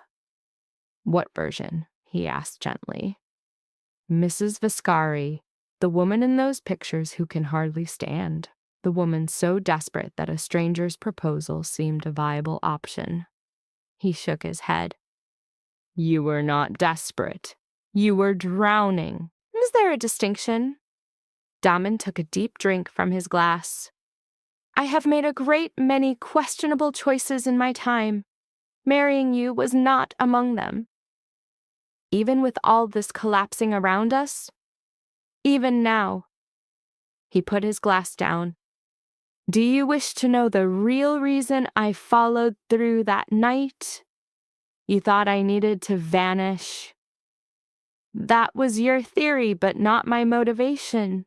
He shifted to face her completely. I did it because for the first time in my existence, someone looked at me and didn't see the family, didn't see the wealth. They only saw a man in a chapel at 3 a.m. who was every bit as lost as they were. You looked at me as if I were human, and He wavered, the confession caught in his throat. I had to keep that, even if it was an illusion, even if it was fleeting. I wanted someone to see me that way for just a little longer. A tightness grew in Avery's chest. Damen, I am not asking for a response, he said. I am simply giving you the truth. You demanded honesty. There it is. They sat in the quiet, the crackle of the fire filling the void. Avery felt a tectonic shift within, a barricade she had painstakingly erected starting to fall. This cold, measured, impossible man had just offered her a piece of his raw, vulnerable self, and she had no idea how to receive it. I'm afraid, she finally admitted. Of what? Of this, of you, of what comes when the 6 months are over and I'm forced to become a nobody again. You are not a nobody. I was. Before you, I was unseen. I taught indifferent students, struggled with bills I couldn't manage, and watched my mother forget who I was. Little by little, every week, I was sinking, as you said. And now I am. She gestured without words. I don't know my own name. You are Avery. That has not altered. Everything has altered. Damen reached for her slowly, allowing her time to retreat. When she remained still, his hand cupped her jaw, his thumb tracing her cheekbone. Not everything. She should have pulled back, should have reminded him that this was all a temporary pretense, a business contract with a termination date. But she stayed. Instead, she leaned into his touch, and when his lips met hers, gentle and cautious as if she were fragile, she kissed him back. It was unlike anything in the films. It was not explosive, not world-altering. It was only two people who had played a part for so long they had lost touch with reality, now seeking it in the other. When they separated, Damen pressed his forehead to hers. This is an exceedingly bad idea. Quite possibly the worst, she breathed. We need to stop. We do. Yet neither of them moved. I can offer you no promises, Damen said, his voice low. I can't promise a happy ending. I can't promise that I won't cause you pain. I am unable to. Then make no promises, Avery managed to say. Just exist here with me now. That will be enough. They remained on the couch until the fire dwindled to a bed of glowing embers. Damen's arm was draped over her shoulders, her head resting against his chest. No words, no strategy, simply sharing a space free from the pressure of pretense or expectation. In the end, weariness overcame her. Avery drifted to sleep right there, and upon waking hours later, she was in a bed tucked beneath a blanket. Damen was on the couch, using his jacket as a pillow, one arm covering his eyes, still standing guard, still maintaining his distance, still attempting to command something that was rapidly escaping his control. The following 3 days unfolded in a peculiar, isolated bubble. No relatives, no functions, no act. Only Avery and Damen in the heart of nowhere, figuring out how to be authentic with each other. They spoke of things that held no weight. Favorite novels, childhood humiliations, the tiny, everyday pieces that assemble a life. Damen told her of his father, the full, unvarnished story of discovering the body, of the funeral where he did not weep because 8-year-old boys were forbidden to, particularly not the heirs to the Vascari name. He told her of the nightmares that haunted him for years. Avery spoke of her mother, of a diagnosis that arrived too late, of witnessing a loved one forget you piece by agonizing piece, of the guilt of not visiting more because each time hurt worse than the one before. "You are a devoted daughter," Damen remarked one evening, while she cooked and he offered useless critiques. "I am a dreadful daughter. I haven't gone to see her in weeks." "Because you are caught in a life you never chose. That is not your burden to bear." "It feels like my burden." "Most things do. That doesn't make it the truth." He passed her a knife. "Here, unleash your guilt on these vegetables." On the fourth day, Mason appeared at the door with an update. The lawyers had done their job. The chapel was compensated, the video was gone, and a new story was meticulously seeded, claiming the photos were taken out of context.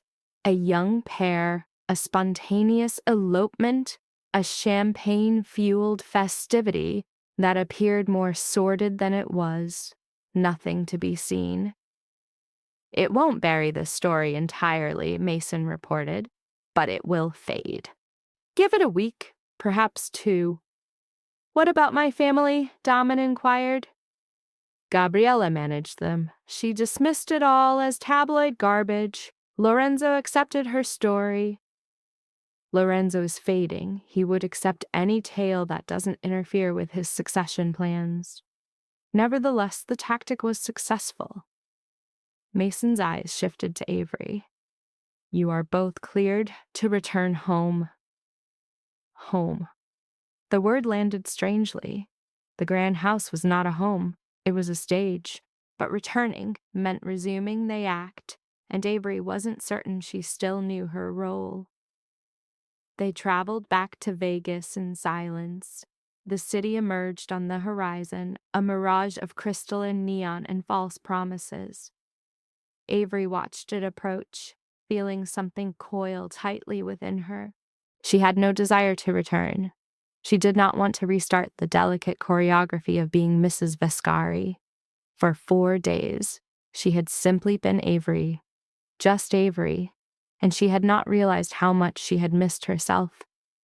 "We have to discuss what took place," Damen said as he guided the car into the driveway. "Do we, really?" "Yes. And if I have no desire to, then we shall not." "But in time." "In time what? We admit this is no longer a charade?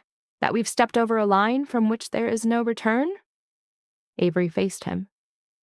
"What is the strategy here, Damen?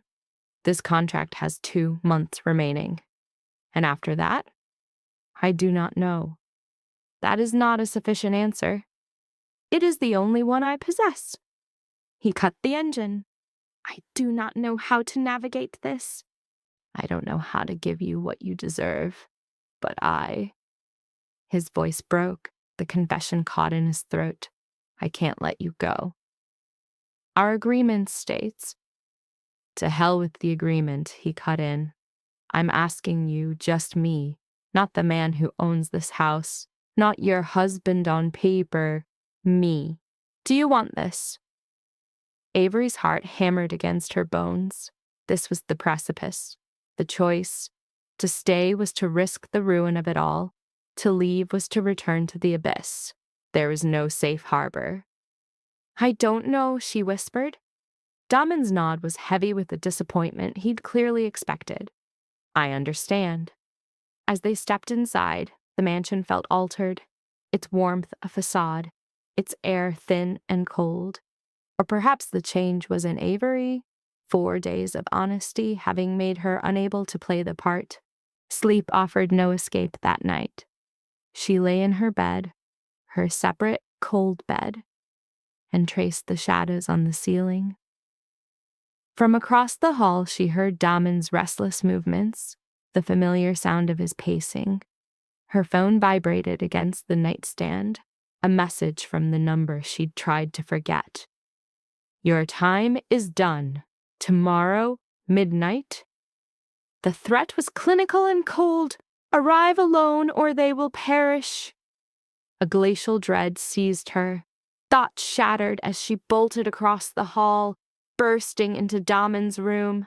He pivoted, a predator sensing intrusion. What is it? Wordlessly, she held out the phone, and in his eyes she witnessed a darkness she had never seen before. A rage so pure, so focused, it was lethal. The question, sharp and demanding, hung in the silence. Her reply was barely audible. He was already moving, his phone to his ear, a general marshalling his forces. A trace, he commanded. Locate them. Then he faced her, his tone an unbreakable wall. You will not go. Her protest died on her lips. It's a deception, he insisted. A move to isolate you from my protection. I will not permit it. Her fear was a fragile question. What if it's not? Then I will handle it. He closed the distance, his hands finding her shoulders, grounding her in the rising chaos. Hear me. You remain here. You do not leave without either me or Mason. Do you understand? Her quiet acquiescence was the only permission he required before pulling her close. Against his chest, their heartbeats were a frantic, shared percussion. A vow whispered into her hair. I will not let them harm you. This ends with me. Her response was a breath. How? His answer was chilling. By becoming the monster they believe me to be. The following day was a study in slow torment. Mason fortified their world, adding 3 stone-faced sentinels to the perimeter. Damon's day was a string of frigid commands, clipped directives Avery could barely comprehend. Night descended, transforming the house into a sealed tomb, yet the attack never came. The silence deepened, absolute and unnerving. At 1 o'clock in the morning, Damon finally spoke. A feint. They only wanted to terrorize you.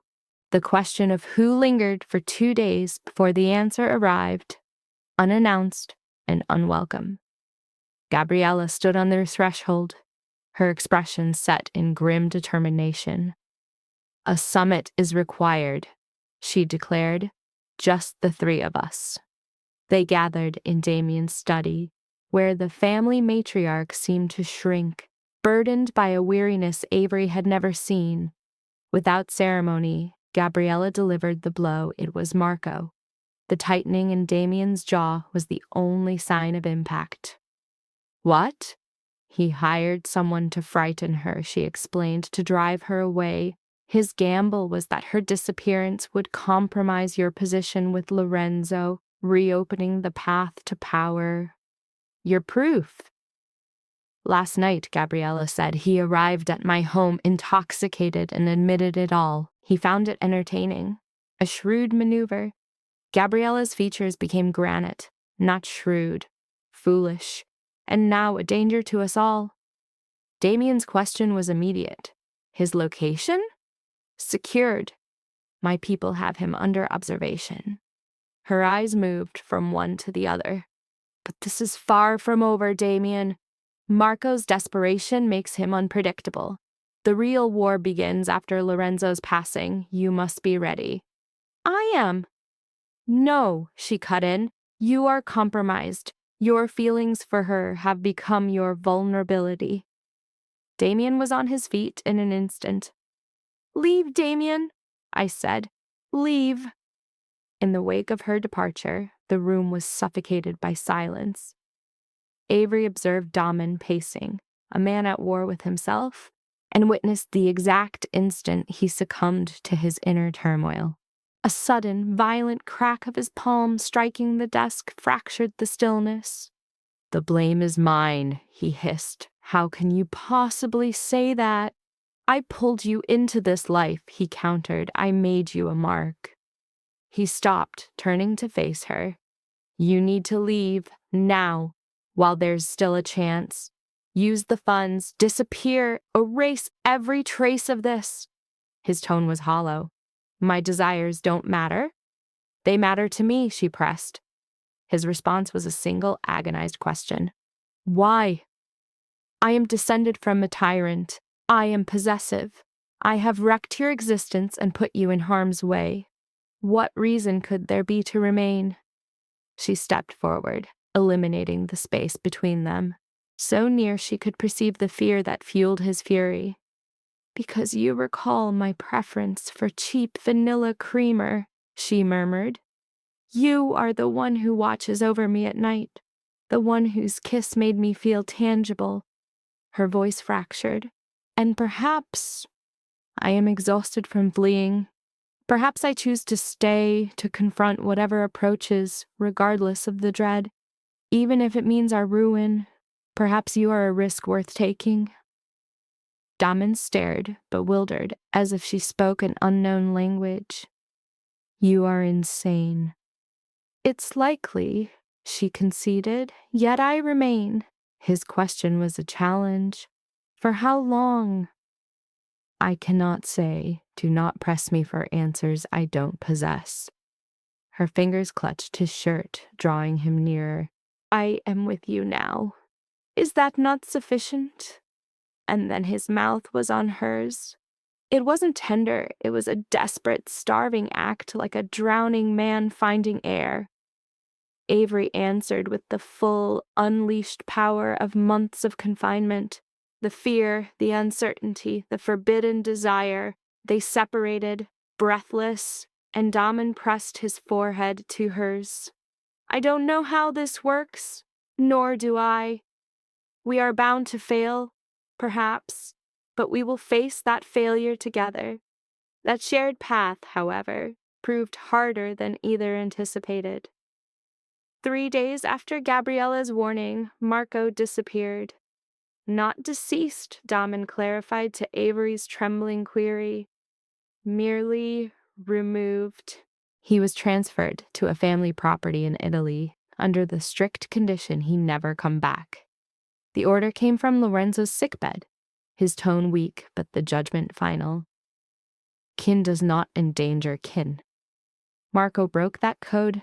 This was the price. Will he be secure there? Avery inquired. More secure than he was here, Damen answered. Grandfather's clemency has boundaries, but banishment is not execution. Marco's life is spared. He is simply no longer one of us. And his accomplice? Handled.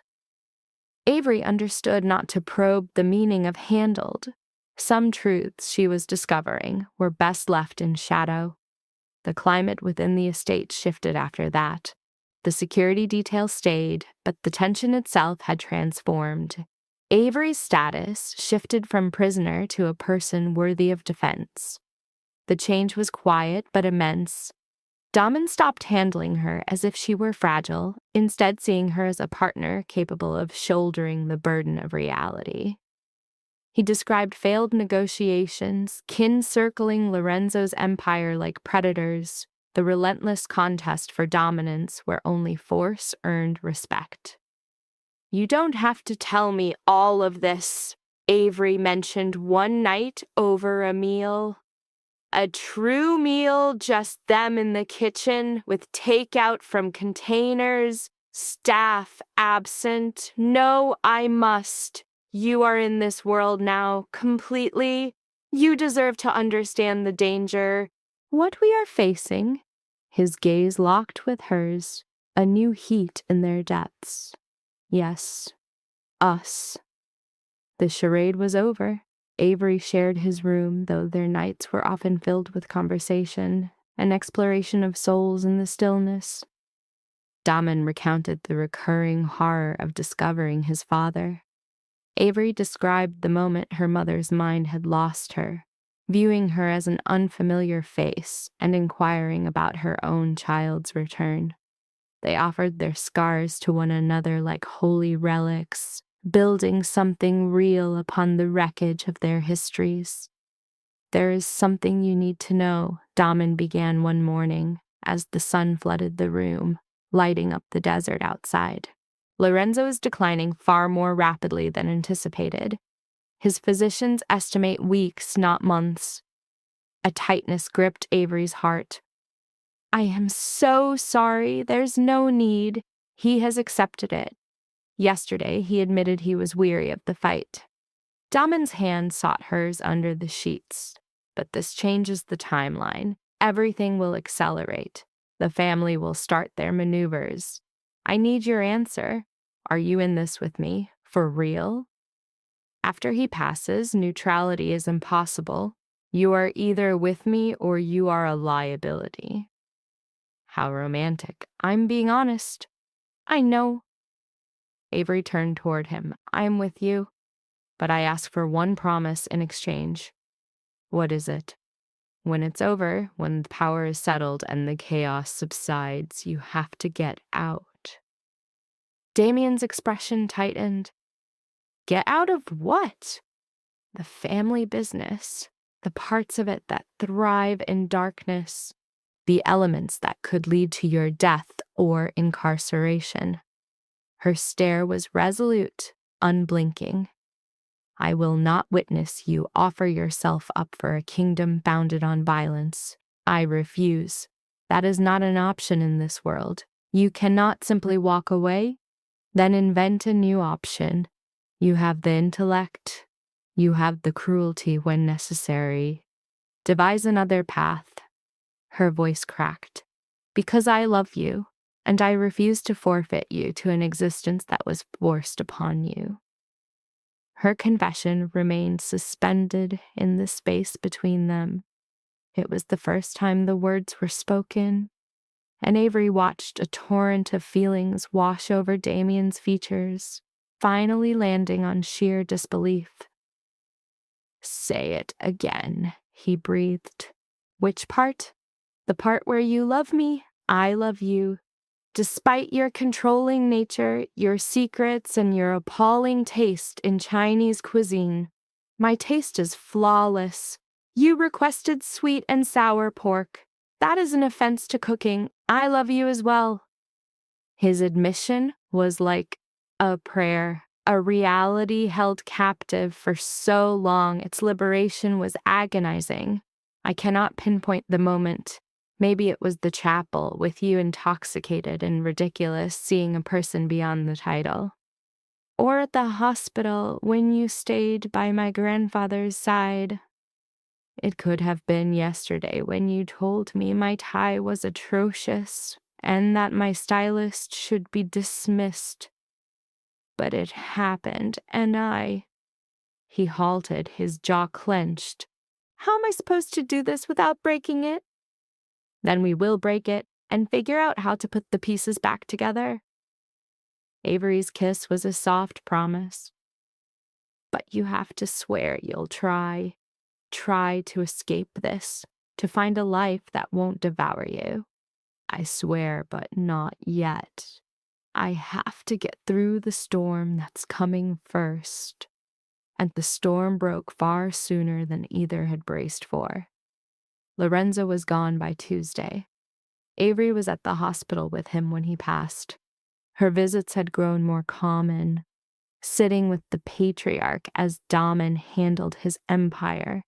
Lorenzo had liked her company. He'd tell stories of his life, the cleaner versions, of course, but stories nonetheless, of building a dynasty from nothing, of choices that haunted him, and of watching his grandson be forced to grow up too cold, too fast.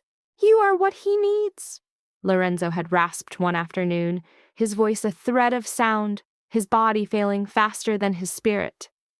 You make him want to be a man, not just a king. He is a good man already. He just doesn't see it. No. He is the weapon I made him. Precise, cold, a tool. Lorenzo's exhausted, pale eyes found hers. But you are making him more than that. You are making him human again. Do not let him lose that after I am gone. He will not. Swear it to me on anything you hold sacred. Swear you will keep the man alive inside the king, I swear. A trace of a smile touched Lorenzo's mouth. Good girl. Then his eyelids fell shut, and for a second Avery thought he was only sleeping. But then the monitor began to scream its shrill, desperate rhythm as nurses flooded the room. A gentle hand escorted her into the hallway. Damien appeared, his face devoid of all color, and they clung to each other as the medical staff fought a war they had already lost until at last they stopped. The clan descended in a matter of hours. Gabriella came first, her face an unreadable mask of composure. Marca's parents flew in from California, aunts, uncles, cousins. Strangers Avery had never met materialized like ghosts under the sterile lights. Each was dressed in black. Each watched the others with the assessing eyes of a predator. The grief was a thick blanket in the air, but the ambition beneath it was just as strong. Lorenzo's death meant a power vacuum, a fact that went unspoken but was felt by all. The funeral was a performance, a gathering of hundreds whose names she did not know. Politicians, industry titans, men who radiated menace, and others who looked respectable but probably weren't. Standing at the front, Damien's face was a study in sculpted sorrow as he delivered a eulogy that was both perfect and completely hollow. Afterwards, he waded through the crowd, shaking hands, nodding at condolences, performing the role of the grieving heir. Avery saw him vanish inside the character, the man she loved almost totally erased by the act. That night, in the quiet of their mansion, Damien finally broke. Tears never came. She wasn't sure he was capable of them. He just sat on their bed, his head in his hands, his whole body shaking with the force of his grief, his exhaustion, and his pure terror. "I am not ready for this," he rasped. Avery sat beside him. "No one ever is. He needed more time. I needed more time. He gave you what he could. He made sure of it." "Did he?" Damien looked at her, his eyes wounded and defenseless. "Because I don't feel ready. I feel like a boy pretending to wear a crown. And any second now they're going to see I'm a fraud." "Then you be a fraud until it feels real. It's what I've been doing since the day I woke up in this life. And look how that ended up. It ended with us, still here, still together. That's a better ending than most people get." He pulled her to him, and they stayed like that for what seemed like hours. No words, no plans, just holding on as the crushing weight of their world pressed in. The will was read after the funeral. Avery was not told to attend. She was connected by a vow, not by blood. So she waited the estate with Mason, tormented by thoughts of how this would all come apart. With every hour Damien was gone, the knot of fear in her stomach tightened. When he called, 6 hours later, his voice was foreign, a cold, flat sound that terrified her. "Can you come meet me? I need you." She had Mason drive her dread a palpable thing. The estate was in absolute chaos. Angry voices bled from Lorenzo's study. Someone was crying hysterically. Another was shouting about lawyers and betrayal.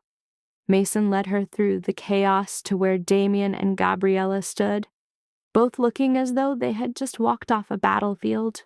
"What is happening?" Avery asked, her voice barely a whisper.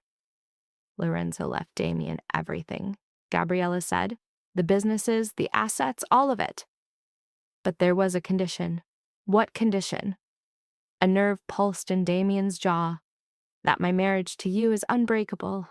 No annulment, no divorce. If I end it within the next 10 years, every last asset transfers to a family-controlled trust. After 10 years, the condition is gone, but the takeover would be done. The family would be in control, and I'd be left with nothing." Avery felt the world shift beneath her. He had planned it. He was dying, but he was no one's fool. Gabriella's expression was a blank slate. He also left instructions granting you total control of all family accounts and an equal vote on major decisions for his legitimate ventures. He made you his successor, Avery, by force. I don't want his money. It's too late. It is yours. Or it belongs to the two of you as long as you stay married for a decade. Gabriella looked from one to the other. The rest of them are livid, as you can imagine. They'll fight it. They will sue. They are going to make your life a living hell. But the document is ironclad. Lorenzo spent his final 6 months making sure of it. I need some air, Avery announced. Before anyone could react, she was pushing through the furious crowd and out into the garden. The night air of the desert was sharp, and she wrapped her arms around herself, finding it hard to breathe. 10 years. Lorenzo had tied them together for 10 years.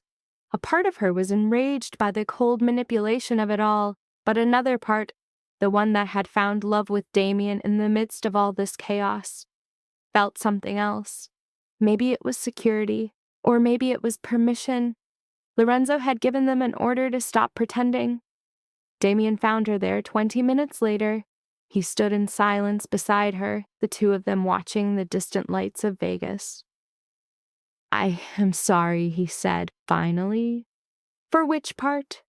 For this? For the stipulation? For pulling you into all this? For, he hesitated, for the fact that even my grandfather's love had conditions. Maybe he was trying to protect you, to protect both of us, by locking us together. We would have stayed together anyway. Avery turned to face him, wouldn't we? The control on Damien's face fractured. I cannot answer that without it sounding like an obligation from the will.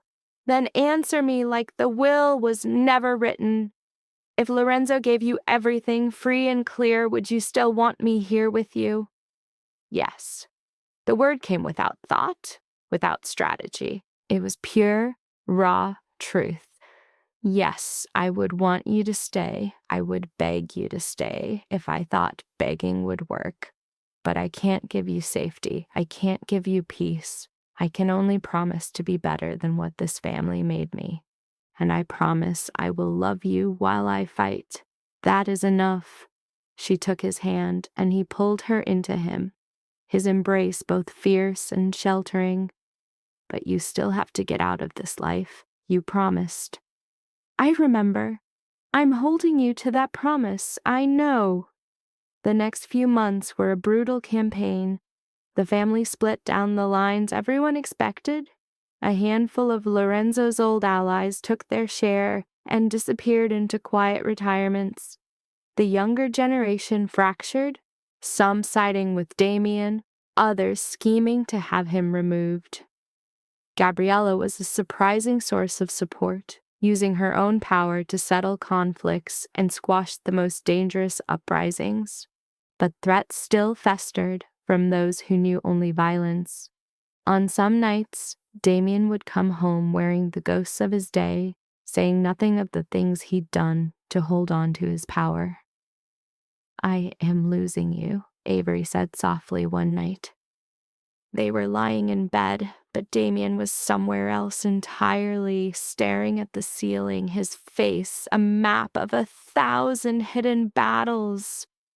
I am right here with you. No, you're not. You're lost inside your own head, planning things you won't tell me, and I'm watching you become the very man you promised you would never be. He turned his head to look at her. We have a problem with the Castellanos, Victor's people. His nephew believes he was owed a larger piece of the partnership. He is threatening to seize what he thinks is his. Can you not just give him a bigger share? If I do that, every other partner we have will smell blood in the water. They will all come with their hands out. I have to set a boundary. What kind of boundary? Damien's jaw went rigid, the kind that gets people hurt. No, Avery whispered, pushing herself up. No. You promised me you were getting out, not digging yourself in deeper. I am getting out. but I have to secure things first. If I walk away while there's chaos, people will get killed. Good people. People who are loyal to me. And if you stay, what then? You become Lorenzo's ghost. You build the same cage, you make the same deals, and in 20 years, you will be the one on your deathbed telling our son to choose a different life. That's not how it works. The world is not a fair place, but the choice is yours. You can be the one who ends this cycle, or the one who lets it continue. You can't be both. Their arguments spanned weeks. Silent, brutal conflicts fought in hushed whispers, each word a carefully aimed blade. Daman insisted he had to secure his position first. Avery insisted there would always be another crisis, another threat, another reason to postpone their lives. They were at an impasse, a chasm between them. Then, a sniper tried to kill Daman. It happened after a meeting in the heart of Vegas. One moment, Daman was walking to his car. In the next, Mason was tackling him to the asphalt as bullets tore through the windows behind them. The news found Avery at the school where she had begun to teach again. She reached the hospital to find Damien already being assessed by a doctor. "I'm fine," he insisted the moment she rushed through the door. A gash from the concrete marred his forehead, but he was miraculously untouched. The shots had missed their mark. Mason had been faster. "You are not fine. Somebody just tried to take your life." Avery's hands were shaking with such violence she balled them into fists. "This was my nightmare. The very thing I saw coming." "I know." Daman drew her into his arms, ignoring the nurse trying to check his pulse. "I know. And you were right all along. It's time. We're done." "Are you serious?" "Completely. I am finished with it. Whatever it costs, whatever I have to give up, I am walking away." It was that simple. It's that simple. Because the idea of losing you, truly losing you, not just fighting with you, that's a reality I refuse to face.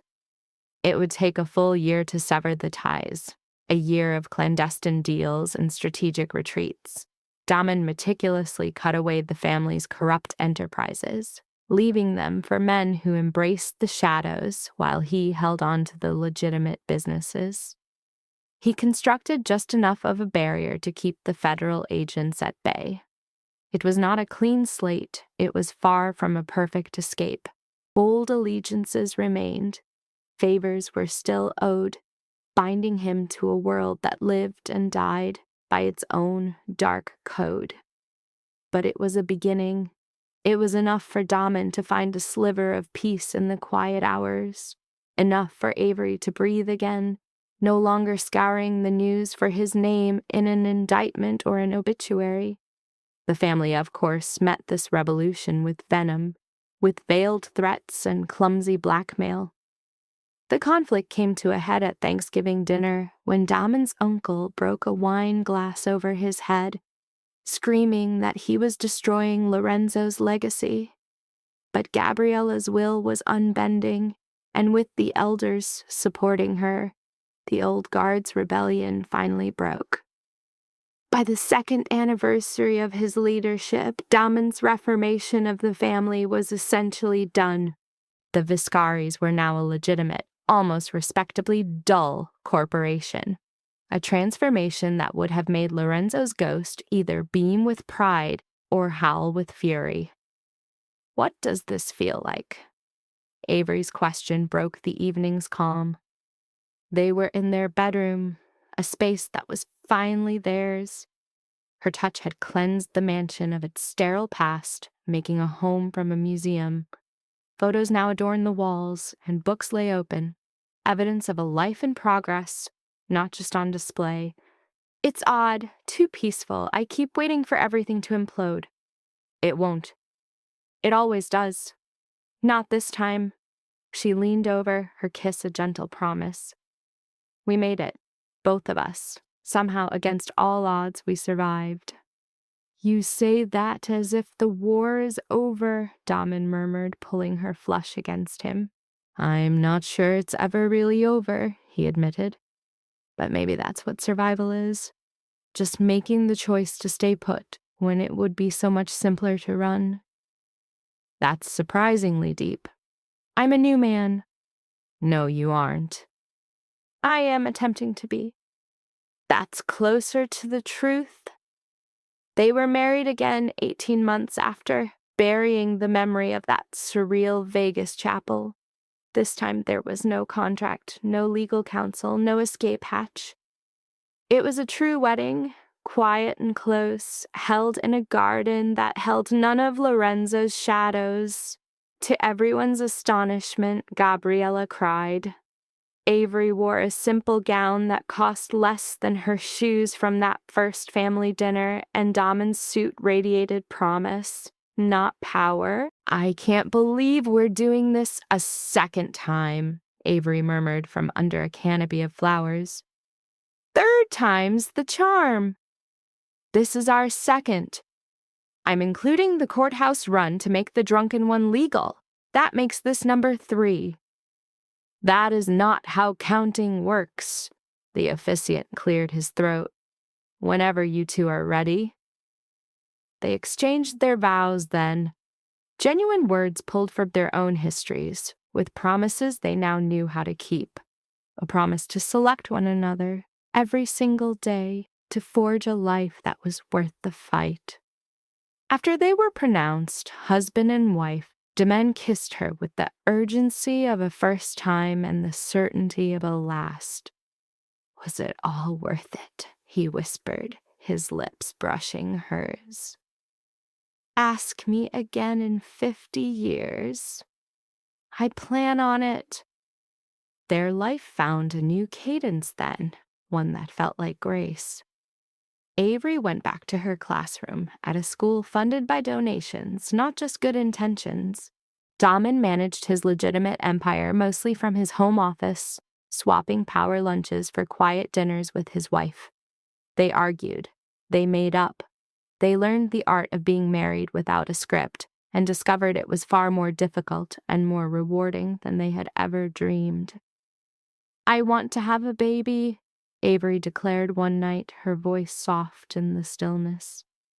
Daman glanced up from the blue light of his laptop. What? A child? Yes, a tiny person. I would like one. Since when? I decided about 3 months ago, but I was worried about how you would take it. Why would I? His words faded as he understood. You thought I'd refuse. You don't exactly scream father material. I don't scream a lot of things I've turned out to be. He shut the laptop with a soft click. You truly want to have a child with me? Only ever with you, no one else, just you. We'll be a disaster at it, you realize? I have no idea how to be a father. I doubt yours did either. You'll figure it out. We are going to mess this up. We're experts at that. We have years of practice. 2 years on, Avery found out she was pregnant. It was never part of the original design, but then nothing in their story ever was. When she finally told Daman, his expression was as if she'd just presented him with the cosmos. Are you certain? I did 4 tests. All of them were positive. 4.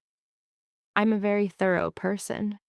He closed the distance between them and gathered her into his arms.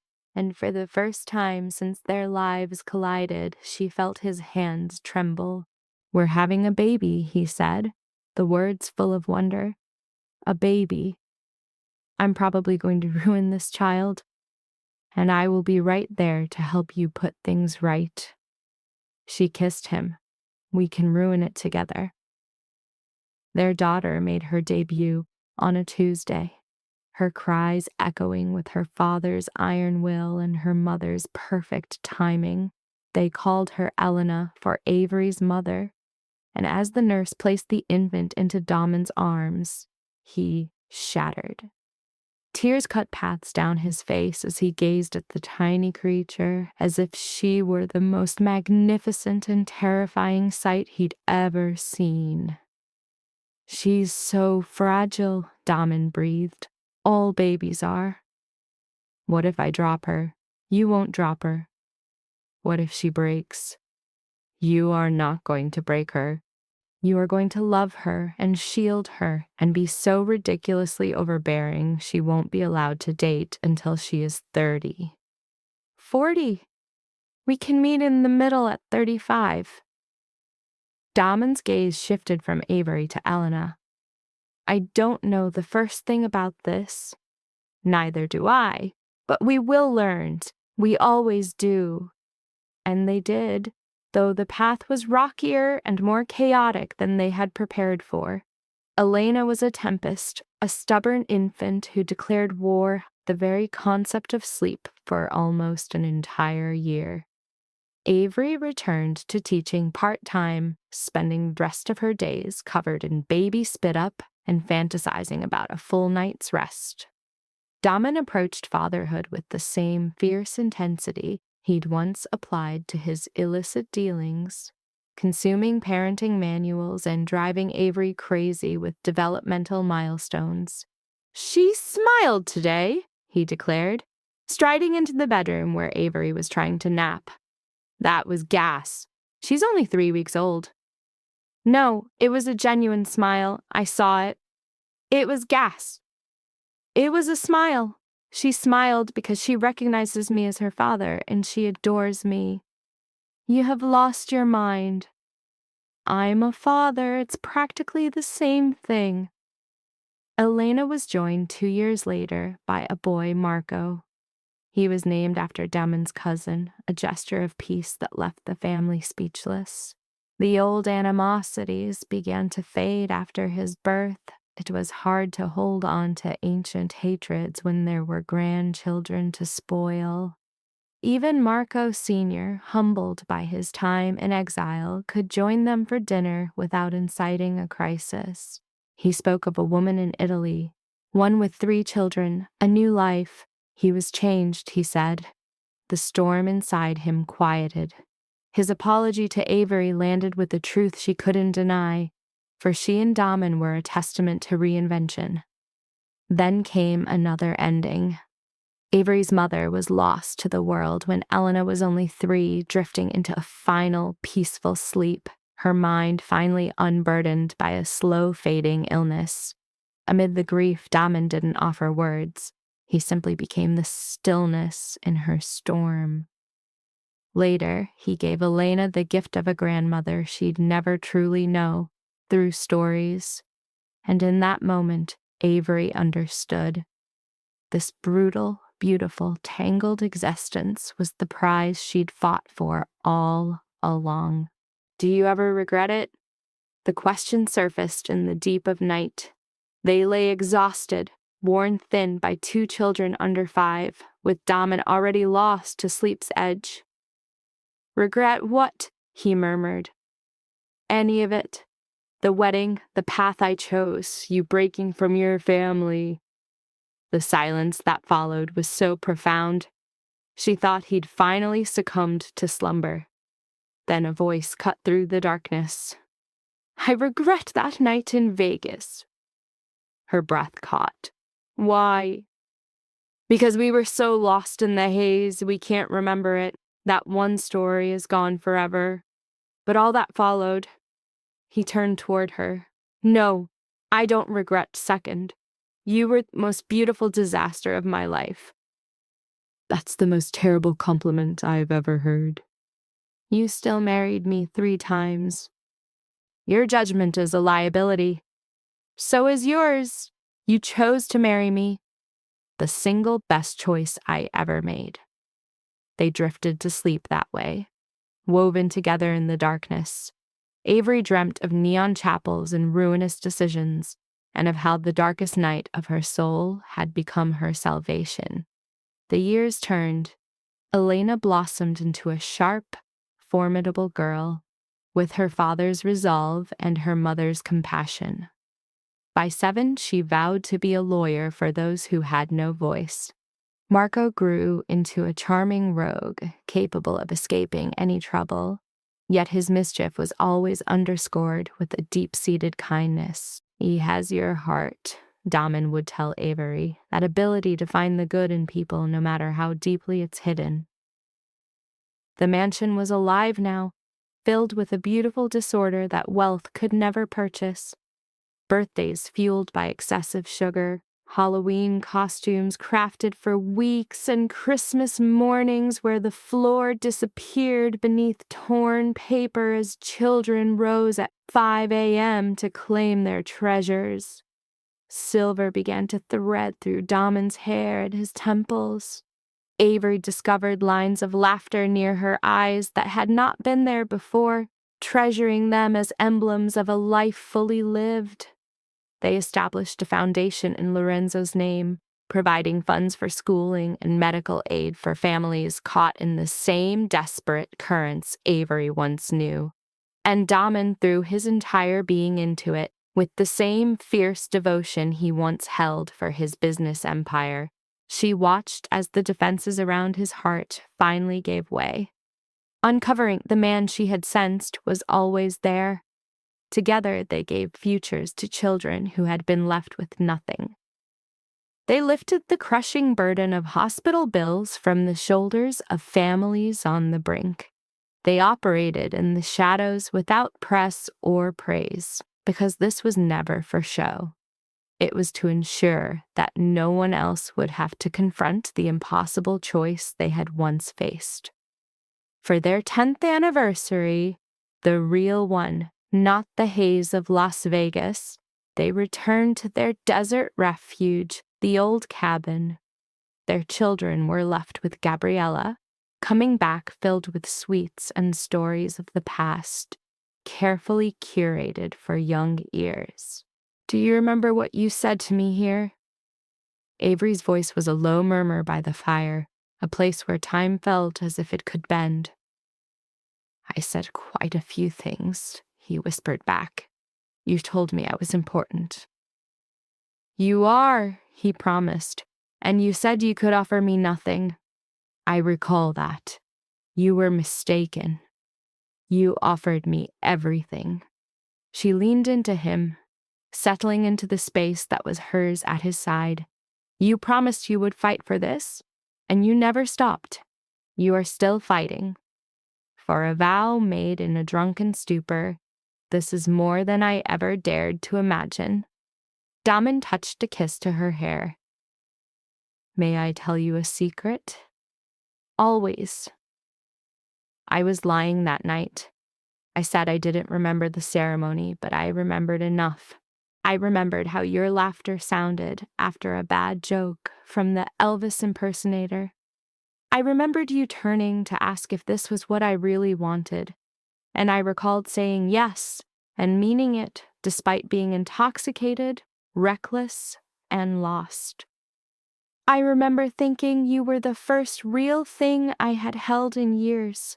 Then why hide it from me? Couldn't have you feeling trapped. I needed you to select me day after day, not because of a contract, a will, or one desperate night, just because you wanted to. And I do select you every day, even when you're infuriating, especially when I am, especially then." They stayed at the cabin for 3 days, discovering a tranquil reset they hadn't realized they so desperately required. When they returned to Las Vegas, the city seemed different. Smaller, its predatory gleam somehow faded. Or maybe they had simply grown stronger, ready to face whatever lay ahead.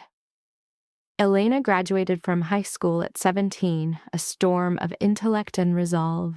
She announced her plan for law school to champion the defenseless.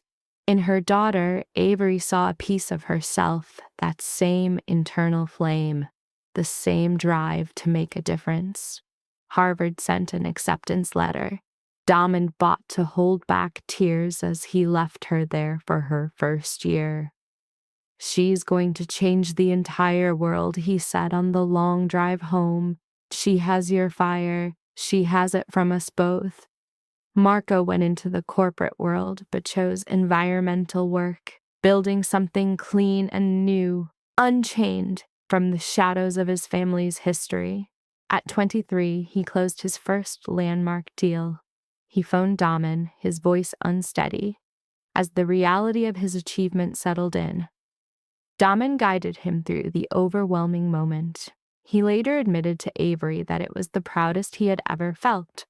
More so than being named the successor? It wasn't even a contest. To see him create something good, that is what lasts. The years continued their quiet march onward. Gabriella died at 89, her wit as sharp as ever until the very end. She passed away in her sleep, and at her funeral, half of Las Vegas appeared to pay their respects. The other half watched from a distance, a mixture of apprehension and reverence. Damen gave the eulogy, and this time his reflections on family, grief, and love were steeped in profound truth. In the aftermath, the family began to scatter. Some stayed in Las Vegas, while others went to build their own legacies elsewhere. The great house fell silent. Damen and Avery found themselves in a peaceful solitude they had grown to cherish. Just the two of them, free from the constant motion. "We survived," Avery whispered one evening, as they watched a desert sunset paint the sky in hues that felt impossible. Now in their 50s, Avery's back would sometimes complain, and Damen's knees protested more than they used to. But they were there, together, still making that decision. We did. This was never supposed to endure. No, it absolutely wasn't. And yet here we are. Here we are. Damen's hand sought hers, his fingers lacing through her own. They fit together now, like two stones made smooth by the ceaseless motion of the ocean. Still imperfect, still tripping, still choosing one another each and every day. Elena called that evening exhilarated after winning her first monumental case. A class action suit against a pharmaceutical behemoth for gouging insulin prices. Hundreds of families would finally get justice. Thousands more would benefit from the policies she had forced into law. She was suspended between sobs and laughter. And Avery cried along with her because her little girl had become the person she was always meant to be. "You did good, kid," Damen said to her. "I learned from the greatest teachers," Elena answered. "From both of you." After she hung up, they remained in the quiet of their home, surrounded by 2 decades of shared memories. Photographs covered the walls. Children's artwork was still tacked up in the hallway. A life that had risen from wreckage. "Do you suppose Lorenzo ever imagined," Avery mused aloud, "that this is how it would all turn out? I think he clung to hope. It is the most any of us can ever do. Hope and just keep going. Hope and keep going," Damen repeated. "And choose to love, even when it is far easier to run." In the distance, Las Vegas glittered with temptations it could never truly satisfy. The same city where they were joined in a gaudy chapel, the same city that had nearly destroyed them, the very city where they had built something that, by all rights, should never have been. The ring on Avery's finger, the massive diamond from that first confusing morning, reflected the last rays of sunlight. She twisted it on her finger, a monument to a marriage founded on a lie that had blossomed into her most profound truth. Beside it rested the plain gold band from their second true wedding. 2 rings, 2 vows, 1 singular love. "We ought to renew our vows," Damen said, seemingly from nowhere. "We just did that 10 years ago. I am aware. But I want to do it every 10 years, to remind each other why we keep making this decision. That is ridiculous. So was getting married to a complete stranger in Las Vegas. That didn't deter us. Avery's laughter echoed in the room. All right, but I get to pick the venue this time. It's a deal. 6 months later, they renewed their vows in the same garden as their second ceremony. Elena and Marco stood by with their own partners, a handful of loyal friends, Gabriella's remaining family, the tribe that endured. 20 years ago, Daman started, holding Avery's hands in his. I made a life-altering decision in a chapel at 3 a.m. I married a woman I had never met because I was drunk and lost and looking for something I didn't even have a name for. And against all reason, it grew into this. It grew into love. It grew into a family. It grew into a life I actually wanted to lead. 20 years ago, Avery responded, her voice steady. I awoke in a strange man's house with a diamond on my finger and pure terror in my heart. I was convinced I had committed the gravest error of my life. I was mistaken. It was the most beautiful error because it led me here, to you, to our life, to everything that actually matters. They kissed while their children cheered as the sun dipped below the horizon. And for one brief, perfect instant, everything felt complete. Not without flaws, not without complications, but authentic and whole. Later that night, in their bed, Avery turned to Daman. Do you ever wonder what might have happened if we had gotten that annulment? If I had walked away on that first morning? Every single day. You do. I do. And every single day I thank heaven you stayed, even when I am unbearable. Especially then. It is proof that you are still here, still selecting me. Always. The years continued to flow. Elena got married at 32 to a woman who made her laugh, who challenged her, and who adored her with a powerful heart. Marco followed at 35, wedding his college sweetheart in a ceremony that brought tears to everyone's eyes. Grandchildren appeared, 3 of them in 5 years, and the silent mansion was once more ringing with noise during the holidays. Daman stepped down at 65, leaving his legitimate businesses to others and dedicating his days to Avery. They traveled, they read, they sat on their terrace, watching the day fade, speaking of everything and of nothing at all. Occasionally, Avery would catch him staring at her with an expression she couldn't quite decipher. What? She would ask him. It's nothing, just...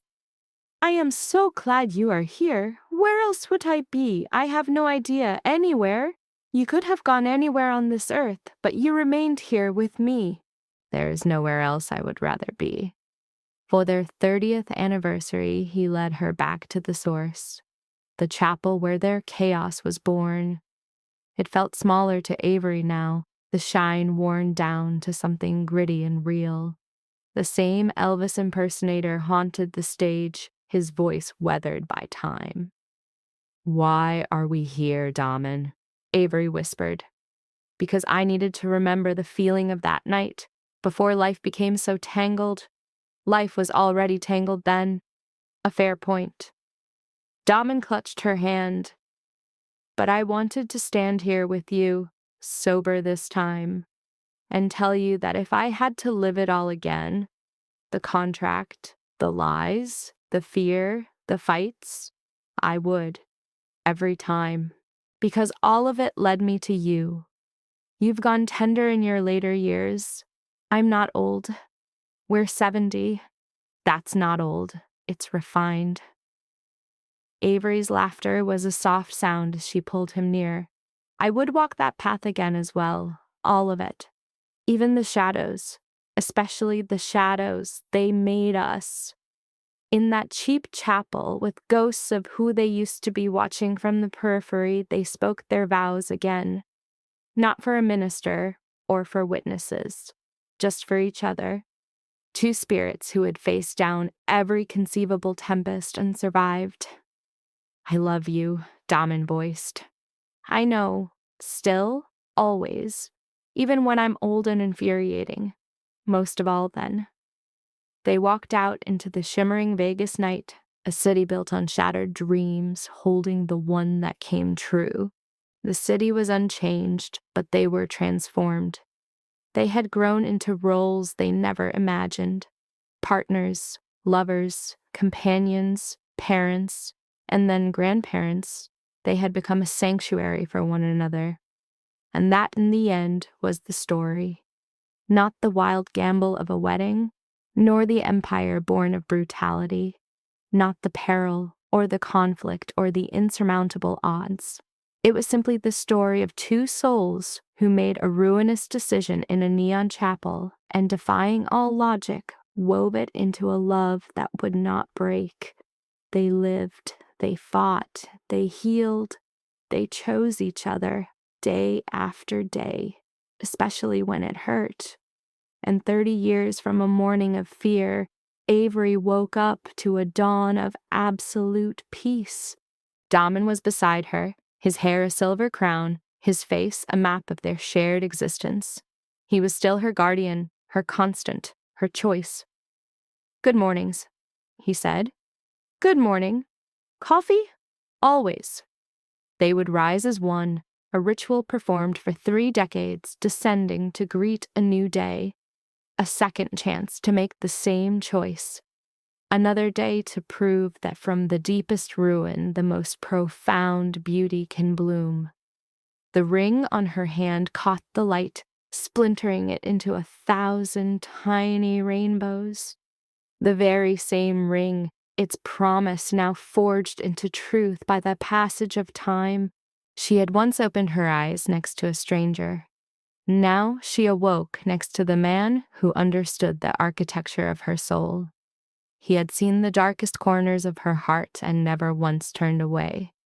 The one who, with her, had constructed a life from embers, faith, and a slurred yes in a chapel. Their world was never flawless, but it belonged to them. And that was enough, far more than enough. It was everything.